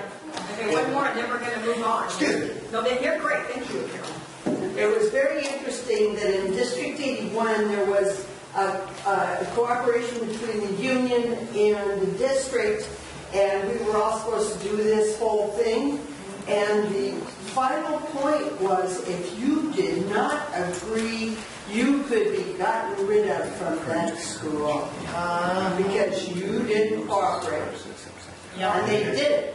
I want to thank Marta first off for bringing it, and I'm going to say there's a website, John Leffler covers the Delphi technique really, really well. Marta Kirkwood. Marta, I always want to say Kirkwood. It's so good to get that one figured out. John Leffler, and his website, Steel on Steel. That's a subscription, isn't it? And he does a thing, he points at saying, undelphine the Delphi technique, and which is part of the strategies that Marta had laid out. And I want to say one other thing, kind of like what Carol said, when you know that there's a meeting going to happen, even when it's with a water district, electric, whatever you're facing, that you know that they're going to handle it in a Delphi technique. You can also set up another meeting alongside of that meeting when you know that it's going to happen. We've done this before, where we know that they're going to handle their meeting in a Delphi technique. We get a spot, collectively close to where they're going to be, and then we hand out information saying, as soon as you go through that information, come over to us, and we want to invite those speakers to come over and stand before the group. And what happens usually is people go, well, I don't want to just be singled out and whatever. I'm going to come where everybody is. And we get the body to come over where we are. And then those speakers that are presenting, or whatever the situation, they're basically forced to come over and face the whole. And so then people can hear what everybody is saying. And we run the meeting, kind of like what Harold, you reclaim the meeting, you take it over. And you say, we're going to run the meeting because you're subject to us, whether we're paying taxes for what we're doing or however the situation is. So, Chris, you got one more thing, and we're going to wrap it really, really quick. Essentially, what all of this does is it removes your elected officials. You have appointed, you have to figure out who's appointing these people, and if you will, generally, they can change you off of a committee if it's like a citation management. Yes. So, and then you end up with no report. It's a minority report. Once you figure it out. I'm sorry, I have to point out something really important. I'm in special education, and what you described, which Marta has described here, is every IEP meeting that any parent has to go in. And the Delphi technique is used, and there are professionals that know the specific areas that your child is receiving services in, and they shut you down. Brianne was at a meeting with me and 18 other people.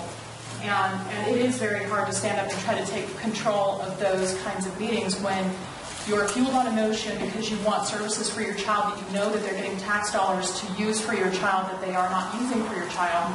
And being shut down there, you have no choice. And most of the time, you have no voice. So it's... And that's what they want. That is what they want. That's what you do. Cecily has a more quick, and then Marty, we're going to bring It doesn't always work because the community I live in is Greenbluff. And years ago, the planning department decided they wanted Greenbluff to be somewhat different. So they called us all together, a huge community, and decided to break us up into little groups. And I don't think you break farmers up into little groups and tell them to be quiet. Right. Yeah. They had about 2 of those, and the thing just dissolved. And it wasn't going the way they wanted, but they were able to identify who's who. So they stopped that whole procedure, grabbed the people who agreed with them, formed a separate committee, and we ended up with zone changes. That's part of it, is identifying who the dissenters are. So that's sometimes you want to go to meetings and just be quiet, so that they don't know. Sometimes if you just have to go. But remember too, you have the right to bring as many people to the table as you want to. That they will tell you they can make certain rules, but that's not necessarily true. So you have your experts, even if it's your Aunt Jerry and your Uncle Fred, they're part of your family support group. Just use that to your advantage. And don't. It's a very little advantage. Yeah. Because you come in with their set agenda and you leave bewildered. Yeah. It's hard. Yeah. It's an effective method. Oh, it is. It is.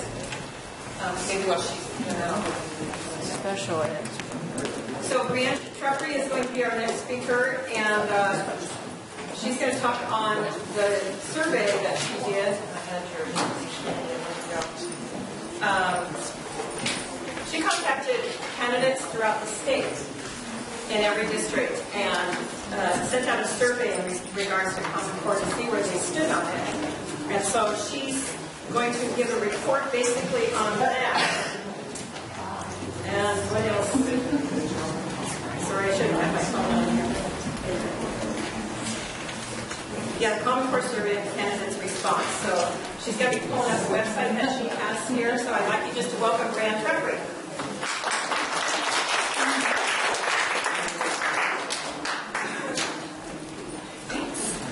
Thank you, everybody, so much for coming. I've lived in Spokane my whole life, and it's been the last couple handfuls of years that I've really been very concerned about education, and I'm really heartened to see this many people come. We did this last year, and we probably had half this many. So at that rate, I think we can get this done in a few years. Right? So thank you very much for coming. My name is Brianne Treppery again. I am helper in a statewide group. We're on Facebook, Washington State Against Common Core, and also locally Spokane Law Against Common Core. You can find both those groups on Facebook. A year ago, those groups, a little over a year ago now, those groups didn't exist. And they were started actually not by me, but by a couple of parents who had concerns. And they got online and they started something that they thought might make a difference or help to connect people and help them understand and share information. So that's what we do. We're trying to connect, do events like this, and get information out and share information collectively. It's really been an amazing thing to watch because it's happening in every single state, even states that don't have Common Core. They're waking up, and parents are coming together and they're talking. So our statewide group has over 1,500 people now, and the Spokane group has just over 300. So come and join us. We also have been resistant, but we also just got on Twitter. You can follow us at Law Against CCS on Twitter. So we also have we work with someone who does our website here, Stop Common Core in Washington State, and the web address is stopcommoncorelaw.wordpress.com. This little flyer has got that information, and it's right over there. So that's got where you can find us on the web and on Facebook. So one thing that I've been working on is the election. And we need to get a feel for where our legislators are. And so I did, instead of saying I did, contacted some other folks who help run these groups. We contacted over 300 candidates in Washington State, state legislator, and Congress. And we asked them where they stand on the Common Core standards and whether they would,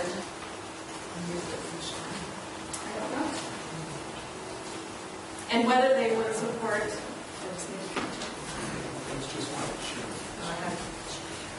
and whether they would support legislation to withdraw from the standards and withdraw from the testing consortium.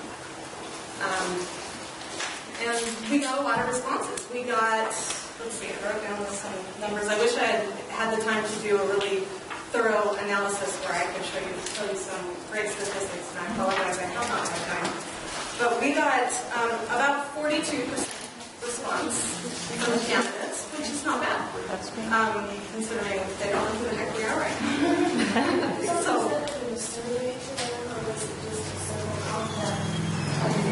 it was actually via email, and it was open-ended questions. You actually get a lot of information when you just let people talk. And they did. So a lot of them obviously responded. A lot of our respondents were in our favor, meaning they opposed the Common Core standards. If you think you've got a friend, you're going to be more likely to respond. Some opposed that they very much support the standards. And we appreciate that honesty too. So when you go to our website, stopcommoncorelaw.wordpress.com, you can find the survey here.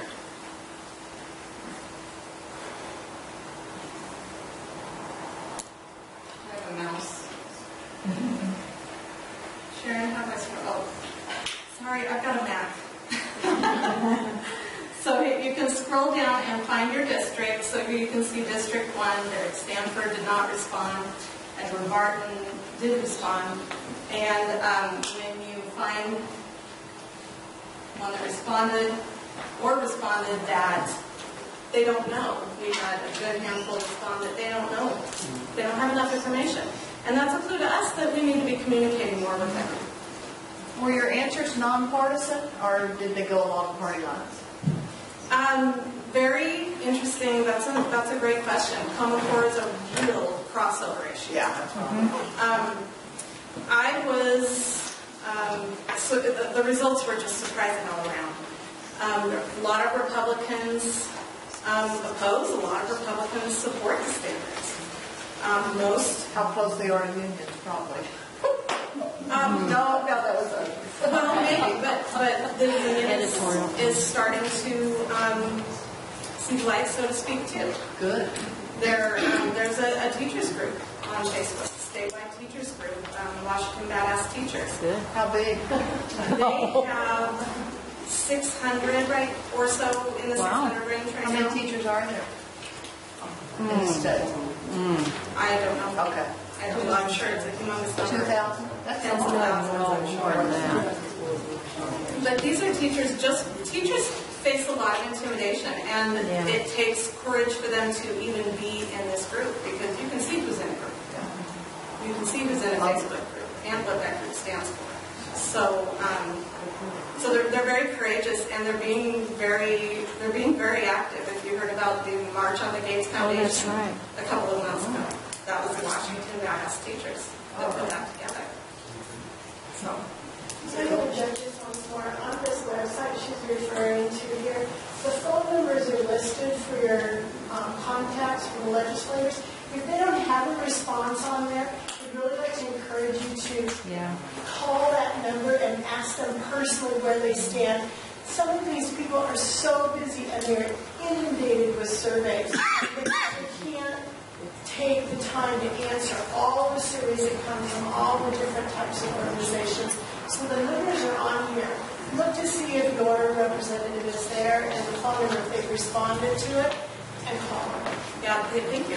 That's absolutely true. I know they're inundated with surveys, and like I said, we made 7 requests to every candidate who didn't respond. So if they have no response on our website, that's after 7 attempts to get a response from them. They're containing their whatever it is that they're doing. But yeah, that's something now in phase 2. We've gone through the primary, and I don't have this updated just yet, but we'll kind of pare it down and create a new page showing who's made it through the primary and who maybe we need to focus on, who we need to get some more information to. And we need your help, like she said, because we are literally running these Facebook groups. We're a handful of people. We have another handful or 2 of people helping us contact candidates. But the more we contact them, the more they hear that this is an issue that matters, that they need to be paying attention, and if we can do it in mass, they'll hear that they need to be listening to us. So I pulled this up to show that I have copied and pasted every single response and posted their own words, their exact responses, so those are very interesting. And we've got all 49 districts and all 10 congressional districts. So if you're able and willing to help out with this, you can find us on Facebook or catch me afterwards and I'll give you my personal email address if you're not on Facebook. And I would love your help. So I also want to make sure how much did we Five? Can you talk about opting out? Yes. Can you bring my water bottle? Yeah. I also want to mention that a lot of people want to get involved. They want to do something. They want to know what they can do. And we've got a lot of things that you can do, and we can always use more volunteers. But if you can do nothing else, you should opt out of state testing. Testing is the behemoth, multi-billion-dollar industry that is driving absolutely everything underneath it. And at the bottom is the children. And parents have the power to, it's entirely data-driven, parents have the power to withhold that data. And by doing that, we take control of it. If they don't have their data, their system can't function in the way that they designed it to. So we have an incredible amount of power. It only takes 5% of a population to opt out of testing before that test sample is invalidated. It's considered not a valid sample. What can be the threat against your student if you do that? There better not be any. We have the legal right to opt out. If there are threats against your student, you might seek an attorney. There should not be any. Even know. I'm just wondering if there is any problem that comes up because these people are willing to do whatever it takes. A lot of to get teachers, what they want. I think it's surprising. People what I'm hearing from parents is that teachers are not upset when you opt out. A lot of them are thankful because they get this. They see this. They see what's happening in their classroom. They see what this test behemoth is doing to the kids. They see it firsthand. And a lot of them are thankful. So up until in grade, state testing is done in grades 3 through 8 in Washington State, and there are no consequences, 0 consequences to the child for opting out. High school tests, they've made a little trickier to opt out of if you want a high school diploma. So, yes. Deanna opted out for her son who was in 3rd grade last year, and so I'll have her tell you what they would have done to your son. I was the only one out of the whole school who opted out. And during the time of testing, they wanted my son to go in the detention room that had no windows. And so I didn't want him to feel punished, so I kept him home.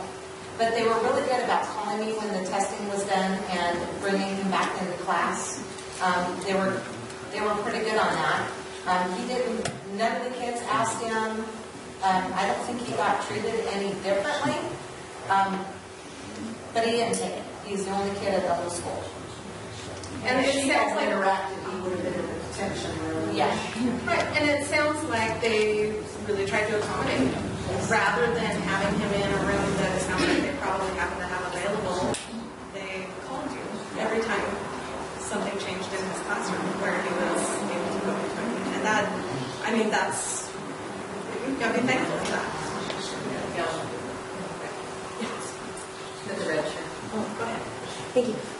So I read on this sheet, I don't know if this one's yours, that if a large number of children opt out, maybe is it over the 5%, then the school may be considered a failing school. Is that in the OSPI index? I mean, who decides that the school is a failing school? Because I know that the OSBI index, if they're considered a struggling or a failing school, the one that's produced every year, then they're allocated more money from the state. So, yeah, That's according to No Child Left Behind. Okay. Okay. They require 95% participation, and if you don't have that, well, your zero score, when you opt out, you receive a zero score, and that factors into your overall test score. So it does bring your school score down. But did anybody receive a letter that said that your school is a failure? That says that now they're going to provide tutoring, they're going to bus you to a different school? Those letters went out across the state because we didn't get our waiver from the requirement in No Child Left Behind that 100% of our students on this last year's test meet proficiency. Like someone said before, that's impossible. That's not going to happen. Yeah, if you have children in elementary school, most likely you got the letter. Brianne, anytime you flex your rights, you have the opportunity for retaliation at the district level. In special education, that can come with a denial of services for your child, for personal opinions of those higher up on that bureaucratic ladder. And it's really impossible to prove that that's happening. So getting a lawyer, where that would be great, you would not be able to prove that in court of law with an administrative law judge. But in my case, they opted my child out of state testing. He has Down syndrome. They opted him out at the age of 5. And I did complain to OSPI, who ruled in my favor. But what was happening, what I've uncovered here in my school district, is that they are opting out many children with special needs because they have a predetermined low score. And they do not want that score in the final report card that they're going to submit to OSPI because they would lose their funding. And this is done without parental knowledge.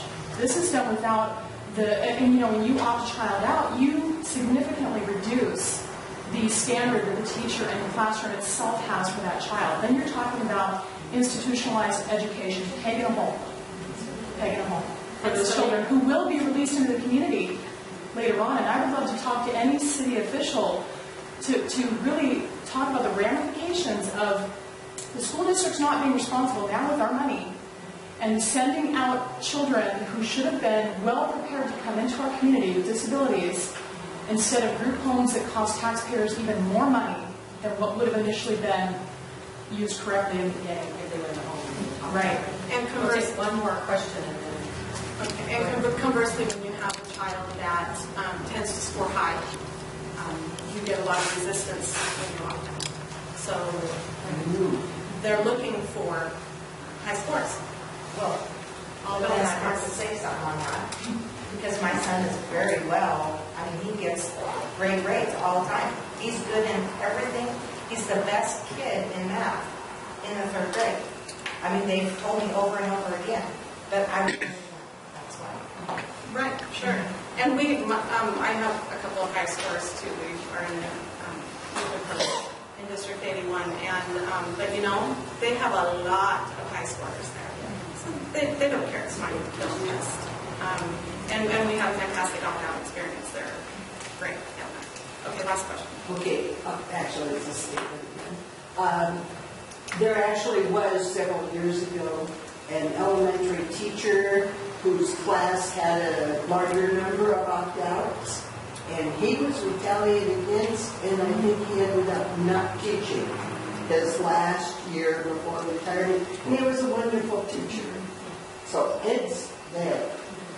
And so your question to yourself as a parent, is that a reason to not opt out? As a teacher, I can tell you what happens. I no longer have a job or a teaching certificate. That's what happens when you quit. Right, which is why we have a small teachers group currently, but it is growing. We got one more comment. Could you briefly address how homeschooling families would opt out? Homeschooling families absolutely do not have to test ever. Is it not a state requirement for a homeschool family to test? Homeschoolers have to test annually. that information, that it's either assessment or you can take a test. You can test it. You can purchase a test, you do it in your own home. You don't have to put them in the school system to be tested. I homeschooled 3 daughters, obviously 2 college graduates with, and my third one is at Whitworth right now in her final year. I tested all of my girls on my own and in my home. That information was mine. Yeah, that information was mine to say where they're at, and where I need to work on the next year in the areas. So that's totally separate. So they cannot step in until you put your child in a school district, and then they have to see those records. The only time you have to do that is if you're in an alternative program that doesn't put you under the umbrella of independent home educating. So most schools are totally separate. So thank you, Brianne. And to follow up a little bit before we bring Lori up for our final session, we're a little bit behind in time, but I think we're getting it done. Thank you. Good job. The information that Brianne had collected in the surveys and stuff, when you go to her site and do your study and encourage those representatives, even if they're not in your district, you can give them a call and say, this is what I understand is going on. Can I give you some information on Common Core? We need to educate our legislators. And then this is a meeting that's going to happen on the 6th of September. Rod, do you remember where it's going to be? I know it's going to be at the church.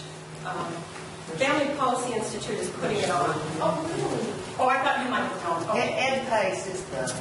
Ed Pace is putting on. Do you remember where it's being held? Oh, no, you and I do on a project. Yeah. And initially, Judy was trying to say I was holding it here, and I went, it's not on my schedule. So I will find out, and I'll get that information out, maybe through the emails with what you've given us there. But I'd like you to take these, and you can even maybe go to Family Policy Institute's website to look. And they're basically trying to get into the churches to get them voting, because we have a real problem with Christian believers getting to the booths because they don't want to have anything to do with it. They think that we're so far gone. It's not, it's a dead end thing, and we're gone. It's not. It is in the local voting that we can be effective and enact, our opinions. Yes, Joanne. Cindy, I wanted to mention if there's anybody here, I think there might be at least 2 people who have children or grandchildren in Spokane Catholic diocesan schools. And Bill Gates, being such a clever man as he is, has given $16 million to the National Catholic Education Association, which is the big umbrella group for all diocesan schools throughout the United States. And he gave them to them for one reason, to get all Catholic schools in the United States that are under diocese to do the Common Core. They have not made a decision yet, but they're thinking about it. And our diocese is very close to going that way, and the teachers have already been trained, because I know several that have been, and they are not happy. And he's the one that dangles the carrots for them. So get your friends together that have kids in those schools, and let your schools know, and the bishop here know. You don't want He's chairman of the board of the NCEA. Oh, yeah. I know he is. That's why you've really got, and you've got to give him the information, because he is really leaning to Common Core big time. But the national he's part of the agenda. Yeah, he's funding the agenda. Yeah, so you've got to give him constant information. So we're going to bring up Lori Rogers, and Lori's going to talk to us about what's going on within our schools in the whole Spokane area, right, Lori? But I'm sure you've got some areas that you're going to talk about. So Lori Rogers, if you've known or met Lori before, she has been very involved in District 81, and she's written a book called Be Trade. And did you bring some copies, did you say? No. So if she's got some books available, maybe you can talk to her later about purchasing those. And so I'm going to turn the floor over to Lori, and I'm going to leave these informational packets out. Thank you. Thank you, Lori. Thank you. My publisher would love it if I mentioned it. I often forget. But when I speak in groups like this, I sell my book at my cost. Actually, below my cost, a little bit below my cost. So $20 is what I sell it for. That's cheaper than you get it on Amazon. Now my publisher is happy. Because I'm the last speaker, I know that a lot of you don't live in Spokane. How many people live in Spokane? How many people have kids or grandkids in Spokane? A little bit here. Okay, well, I can talk a little bit about Spokane, but because I'm the last person speaking, what I thought I might do is just kind of wrap up a lot of what I've heard and kind of tie it all together, as well as talking a little bit about Spokane. So I wanted to say about the Delphi technique. I was on a curriculum committee for Spokane Public Schools.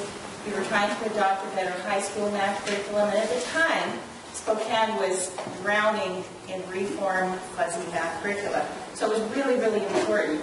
And we were Delphi, we were stuck in groups, little sticky notes, highlighter pens, butcher paper, the whole thing. And facilitator followed me around the room. But one way that I combated that is when the district brought in a book that was a garbage book that advocated for constructivism and fuzzy math, and that's all they brought, then the next day I brought my stuff. So I put it in a big suitcase, and I literally rolled my suitcase up the stairs to these meetings. Nobody in the room would touch it. Because I did not want to be seen touching it, or reading it, or accommodating it. There's a lot of pressure in these meetings. So a little while later, I got a little smarter, and I realized they weren't going to touch it, so I put it all on discs. We're in the digital age. I should have thought of that first. And I gave each one of them a disc, so they could take it home. Now, whether we read it or not, I don't know, but we ultimately had a reasonable outcome. So you do have to combat that manipulation, and it's hard, and you do get treated badly. You know, it's hard to stand up against the group like that. They know that, so they use that.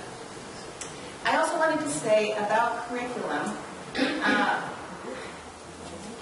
this is not the only good math series in the country, but they are becoming increasingly rare. The Common Core badgering publishers into, following along with the Common Core. I'm teaching myself Algebra 2 right now. I don't have a teacher, I don't have a tutor, it's just me. But you can do that with a good curriculum. Okay? I have asked the superintendent of Spokane Public Schools if she thinks Saxon Math is a good math program. She would not say. She's been the head of curriculum committees, she's the superintendent, she makes, $250,000 a year, more than a quarter. And she would not say whether Saxon Math is a good curriculum. Let me tell you, it is a great curriculum, okay? You can modify it to suit your students. You don't have to do every problem in it. At this level, I am doing every problem in it. I'm not the smartest tool in the toolbox, so I need to practice. So I am doing, but you can modify it. It is a great series. By the way, on the last adoption committee that Spokane went through, it was for K-8. And initially, the people who were running it were doing it the way that they always do curriculum committees. And Saxon and Singapore Math got forgotten. What I was told later was that the publishers refused to send their materials, but the representative didn't know anything about that. So I think they just didn't want it there. And about 2 seconds after it finally got there, it was kicked out. So sometimes I wonder if they actually know how to teach math anymore. I kind of think they don't. Because when they see a good curriculum, they either don't recognize it or they won't acknowledge it. Okay. I also wanted to tell you, further to the curriculum piece, is that along with this Gates funding of everything to do with Common Core, this is really a Gates federal push program. They say it's not federal, but when you see the bullying and the manipulation and the deceit, and it's all Common Core all the time, of course it is. But Bill Gates is now funding a new organization. It's called Ed Reports. You heard of that? Okay, well this is kind of new. This Ed Reports is going to assess all of the curriculum out there and tell all the districts which ones align best to the Common Core. Did you say Ed Reports? Ed Reports. It's all one word. If you just Google Ed Reports, you'll find it. So where do you think Saxon will find up on this? When you look at how the Common Core is being structured in math, what they say about it, how the districts are interpreting it, you realize Saxon didn't have a chance. So I think that this really is an effort to bully everyone and eventually lead us all into a national curriculum. Certainly it is an effort to make publishers do the Common Core all the time. Because if you don't rate on this, and it's Gates funded, a person on the board of Ed Reports is also on the board of Microsoft Corporation. Imagine that. So how many districts will be willing to swim against the stream and adopt something like this with this another layer of pressure? So Ed Reports. As for opting out, I do encourage, I agree with Brianne, please do opt out of the testing. You don't know where that data is going, and they don't either. And I shouldn't put you on the spot, right? Because I know you're not the data person. But I have asked the school district, Brianne has asked the school district, where is our data going? Who gets it? You know, in New York, they were called out for selling personal information to corporations. With Bill Gates in charge of everything, this is a huge moneymaker for vendors. Huge moneymaker. And when you see how concerned the districts are with money, I mean, I think they will do anything for $1. I really do. And so when you see how concerned they are, you can just see how much jeopardy our data is really in. But they won't tell you where it goes. I've asked, Brianne's asked, nobody seems to know. We got referred to the state, and the state doesn't seem to know. I think they do know. Did you want to ask? Your data is ending up in databases at the federal level. Sure. Yeah. Speedy Express is intended to do just exactly that. They interface between the feds and the state. The state interfaces between the state and the local school district. All that data, and they are all aligning their systems. They've been doing this, folks, for 25 years. Yeah, I want to say the Obama administration didn't start longitudinal data systems, okay? It's just on steroids now, okay? They really want that data. They really want that information. Yes, you're exactly correct. It's being latched up everywhere. The only person who doesn't have access to it is you. Okay? They all have access to it. And they don't just want data on your children. They want data on you. So your voting record, in some cases your religious preference, they want to know who you are. And I think decisions will be made based on that at some point. Special ed, I do want to say, most of the parents that I hear from are special ed. Those parents are frantic with all the money that goes to special ed. You know, gifted education is a drop in the bucket. Special ed has a ton of money. Where is it going? When parents have to fight so hard to get special ed program and services for their children, where is that money going? $10,800 per year they get for my son. They denied him more than 30 minutes of speech every week. They denied him an iPad for communication, and he is the only deaf-blind child with Down syndrome in the district.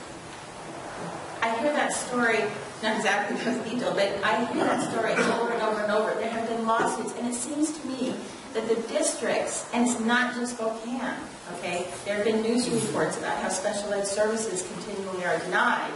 You have to fight for them. You know, with your child there, struggling in class, not able to do the material, you still have to fight for it. But Lord, they're counting on you being so afraid of the due process, and afraid of the fact that you're going to have to spend $1,500 for a retainer. They use your right to due process as an intimidation tactic against you. I did chuckle a little bit when you were talking about the waiver and the lost money. Because there are some expenditures in the school district that they don't like to tell you about, like the legal fees. Spokane Public Schools, partway through the year, had already spent more than $1 million on legal fees. Where in the budget is that?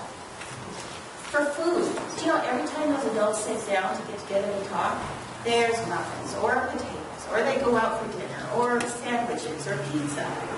That's a lot of food, and that's a lot of money. You know, things like that don't get talked about. But every time there's some little thing with the money that they don't like, and they complain about it. So I would like to see a line item budget. When you ask them for that, what they say is, we don't break it down that way. And I've actually been told that. We don't break it down that way. How many people in this room know how to read a school budget? It's a little tricky. That's a very good question. It's tricky. There's two different ways to read a school budget. There's the straight on way, and then there's the sideways. The sideways is what you want to see. You need codes because certain expenditures are put in certain places, and so you need codes to be able to interpret it. In addition, some of the legal fees in Spokane Public Schools were put in the board budget. Now, why would legal fees be in the board budget? When Spokane was talking about how much its public records requests were costing it to fulfill, they included the legal fees for a lawsuit that I filed. So they went out in public and said it cost $350,000 to fulfill public records requests. Well, that was a little deceitful because that included the legal fees for the lawsuit, which doesn't happen every year. The question is, how much does it cost you? And they included that, so they really bumped that number. Do you remember when I talked to you about a public records request for my school district? Well, I called the library, the downtown library, and I had the business librarian do that request for me because I felt like my name was already a hot name in the district. And I did a request for carryover funds, and we never did receive it because my suspicion was that not only is the money towards special education not being appropriated to that child, I believe that the programs themselves are being created with carryover money in mind. So if they're giving my child $10,000, but they only plan to spend one or two on him, teaching the popsicle instead of some peg in a hole, then they're guaranteed $8,800 at the end of the fiscal year for a carryover into the fund, the general fund, which basically means that they're building programs for non-disabled students at the expense of the disabled. I think sometimes the districts would like to have a big pot of money. And the year that I filed the request that led to the lawsuit, I was trying to find out how money was spent. I didn't know anything about the Public Records Act. I didn't know anything about election law. I really was just, like anybody else, I was just asking to find out how it was spent. First I was told they don't break it down that way. So that's why I filed the Public Records request. And I think that so when I asked somebody to explain it, that's what I was told, that the money goes into a big pot. And I think that's why districts don't like to have money allotted for special ed, or for transportation, or for certain things. But they have safety net funds that they don't tell you about. If there's a child with a disability that exceeds their funding, because they want a bigger pool. Yeah, they want that big pot. And they want to just pull it out however they want to pull it out. And I think what that means is that the money doesn't go where it should be going. It's very easy to just spend it on what you want, but you don't have to tell people where it went. Right? So I would like to see that money allotted. How much for transportation, how much for food, how much for special ed. And then I want to see it go there. So, that was just a way to talk about special ed. And, I think that that's a huge topic if we could get the special ed parents organized. That's really hard to do because we're so stretched between therapies and I understand. Fighting the school is so exhausting, and I pulled myself out this year. But there's so many of you. There's so many of you, and they're passionate, and you're used to standing up for your kids, and you are involved. So if we could, I just wanted to talk about that because there's a lot of money out there, and I just don't think it's going where it's supposed to go. Can I just say one last thing? If we get somebody in a position in legislation or city something to get behind parents could probably come together and expose the slush fund that exists there. I also wanted to talk about, and this is more about the money and where it's going, is the Spokane Public Schools is always in the middle of change. There is always a whirlwind of activity. They're always buying new programs, starting new programs, building new buildings. You see those buildings? Yeah. And the funny thing about them is I've been in a couple to help judge debate, and there aren't enough bathrooms. Okay, there's lots of bathrooms for the teachers and administrators, but the kids have to walk a long, long ways. If you've been in Ferris, you have to walk a long ways to get to a bathroom. Anyway, I'm just saying, these are huge, huge buildings, but in those buildings, there isn't enough academics. They're always doing something, but is it what's required for these kids? At the end of the day, the kids are not being properly educated. So they like to have these new programs, hire new administrators, raise administrative pay. The Spokane superintendent makes $262,000 a year. Writing new contracts, buying new curriculum. So instead of buying a approved math curriculum, Spokane Public Schools has adopted Engage New York. When they did that, it wasn't finished. So it's not approved in any way, which is also the case with the Common Core. So Brianna and I went to a board meeting. It's the first one I've been to in a while. I'd kind of given up. And I just, you got to say something. So I went and I said, look, it's not approved. They're still editing it. And the edit was this last Tuesday. So please, buy something that's approved. And they adopted Engage New York unanimously. So, they really like to do unproved things because we're all going to sit there and say, well, they've done this. I guess we've got to give them some time.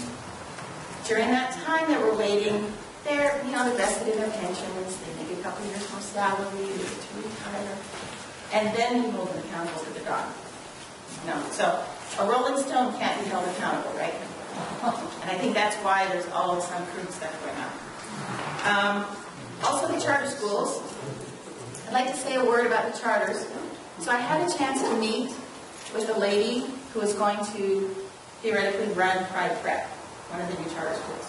And the school district is right now considering a couple of others. One is the Spokane International Academy, and it will be the Cambridge program.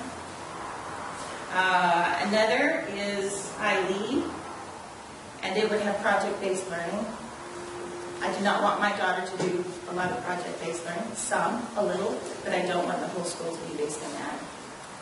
And then there's Pride Prep. The mission statement of Pride Prep, this is the one that has been approved. Our mission is to empower youth to thrive in college and life by providing an innovative and personalized learning environment where students learn to think critically, live with pride, and strive for a better self in the world. There's nothing there about college readiness. The word academics is not in there. So when I met with this lady and I asked her, about her philosophy with respect to math and history, and one of the things she said about history is, nobody wants us to go back to teaching names and dates and facts.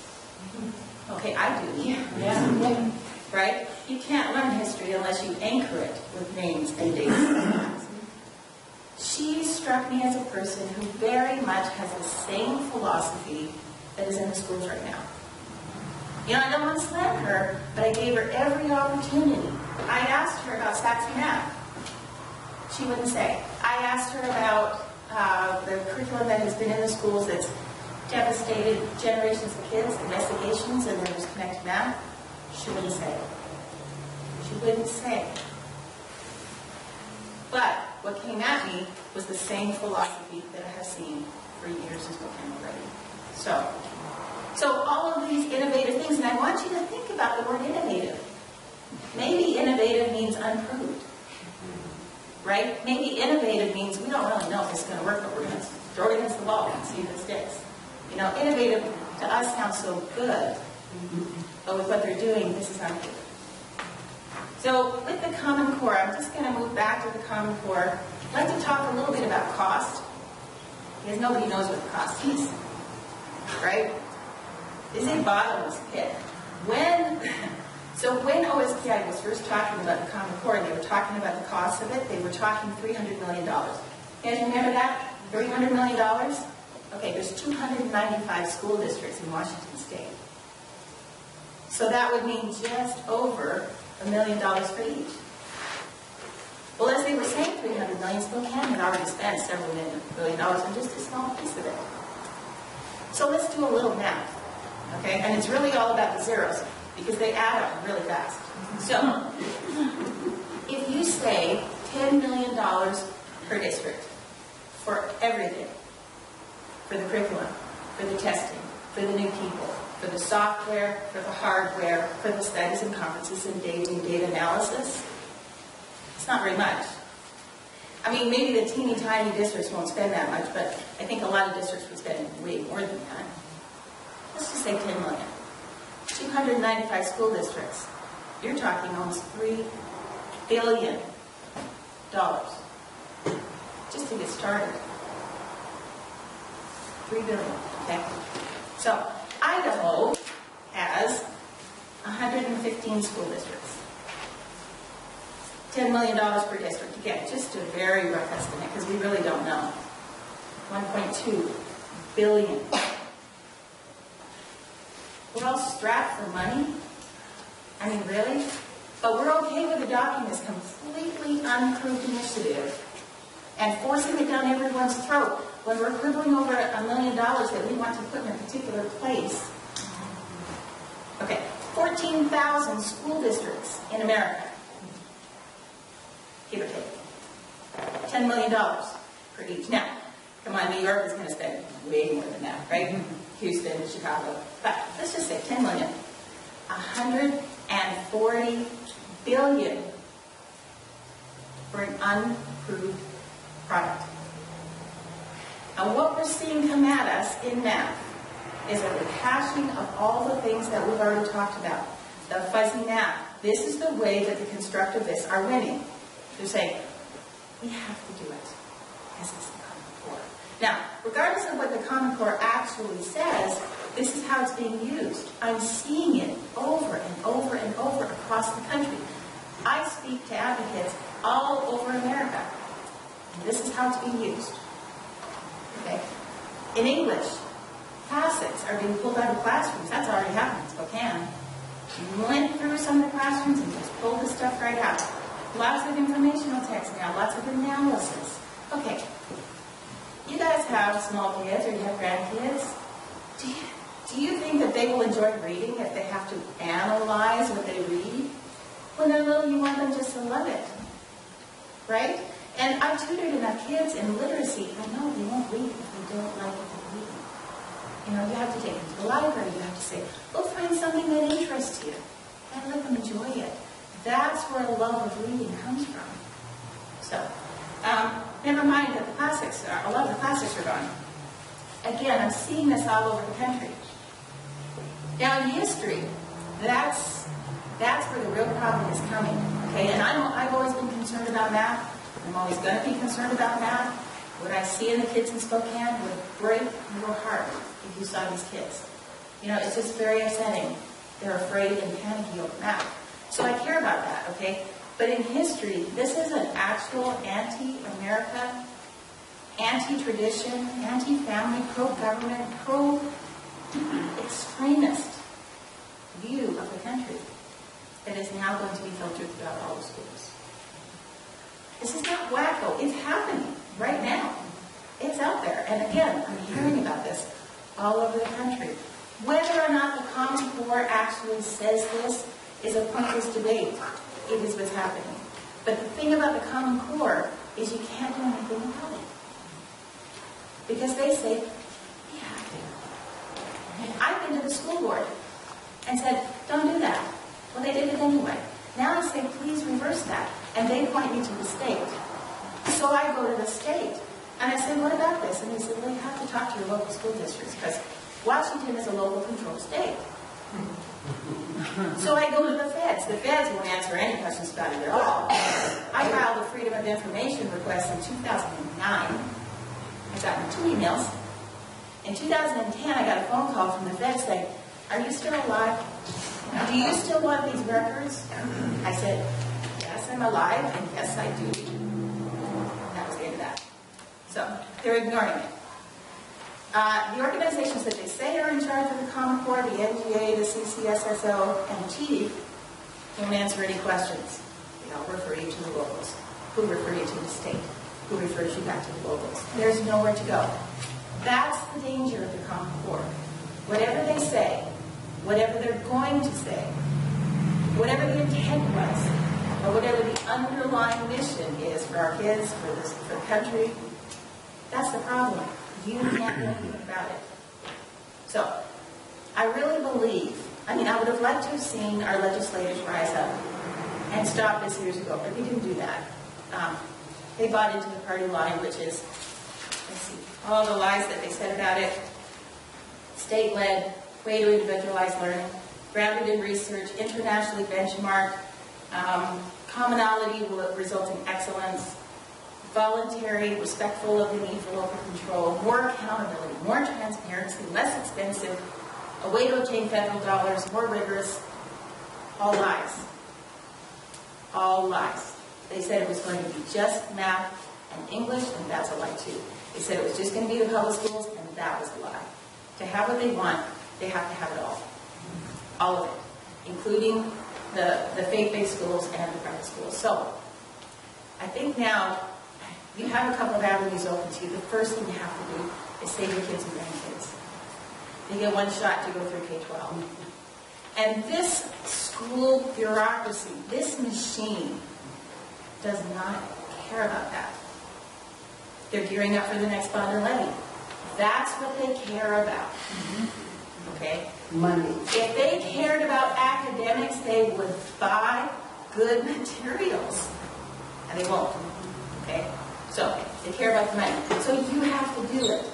And that's a hard thing for a lot of families to do, and I know that. Okay?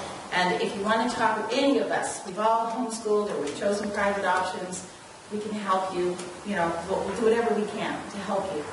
By the way, I don't get any money from Saxon. This is a 1999 textbook. John Saxon is dead. I just really like it. Okay, I just like it. But the second thing that I would ask you to do is talk to your legislators. Please put pressure on them. And go to your school districts. Go to your school boards. The more they hear about dissent, you know, the more it will ring with them. I would like to think it would make them do the right thing. I don't know. I don't even know if they know what the right thing is. I really don't. I mean, when you see the kids failing and the trauma in these kids panicking over simple questions like, what's 6 times 8? And you see panic in a child's eyes and you think, what the hell? You know, I don't think they know how to do it anymore. But go to them and tell them. Tell them you're upset about the Common Core. Tell them they need to buy good curriculum. Tell them what you want them to do. Tell them to protect the teachers instead of throwing the teachers to the wolves all the time. You know, are there teachers out there who should be replaced? Yes, sure. Okay, the teachers are not to blame. This is administrative decision making that has brought us where we are. And those people are never held accountable. Lori, a lot of your school district people are volunteers from your community. And so if you go to approach them one by one on an individual basis and get them away from the herd mentality of the school board and their president and superintendent, and talk with them and share with them what you know, you'll have better affected them and their mindset on their vote at the school board level. That is an excellent suggestion. I will tell you, however, I've been trying to get the district to buy a good math curriculum for 7.5 years. So I was in my 40s, my daughter was 8, she's now 17, dating and driving. A lot of time has gone by and the school district does not have a good K-8 math program yet. They're trying to engage New York. Whether it's good or not, it's all online. It's not proved in any way, and that hopeless work. Okay, I would like to think it will be good, but we don't know. If you can go to some people that you trust and get them one-on-one and talk to them individually, then do. But do understand that there is a theme in what they tell you. There's a pattern in what they tell you. And so you have to choose carefully, because I've been lied to a bunch of times. You know, and not being a liar, it's hard for me to see it when it happens, but... I engaged someone in another field where I know there are great problems about, well, yeah, this sounds, and she says, we're doing the best we can, and I wanted to swipe it away and say that's, but it's the truth. The people involved are doing the best they can, no matter how bad it is. Well, I don't care about your best. Yeah. Okay, I don't care about your best. I want the job to get done. I want you to educate these children. And if your best isn't good enough, then you should go away. Right? You should let other people stand up who will get the job done. That's the problem. You keep hearing all this victimization. I don't care about it. Just get the job done. So, I'd like to thank these ladies for coming here. They're all volunteers. And they spent a lot of time, a lot of energy. You know, Kira's been around for a while. You can join the group. Marta sends out emails that has the latest news, and that's really important. informative to get, so if you want that, you should go talk to her about it. Brianne has those 2 Facebook groups, and they're growing by leaps and bounds, especially the Washington State group. I just want to say that at the end of the day, it's the kids that matter. Okay, it's not the bond and levy. And they keep saying that, but it's always about the bond and levy. If we could motivate them for math, the way they get themselves motivated for the bond and levy, we could really get somewhere. But it never goes there. It never goes to curriculum. It's always about all these new programs and the bond and levy and everything else. So talk to your legislators. Please join with these ladies and save your kids. That's the number one thing.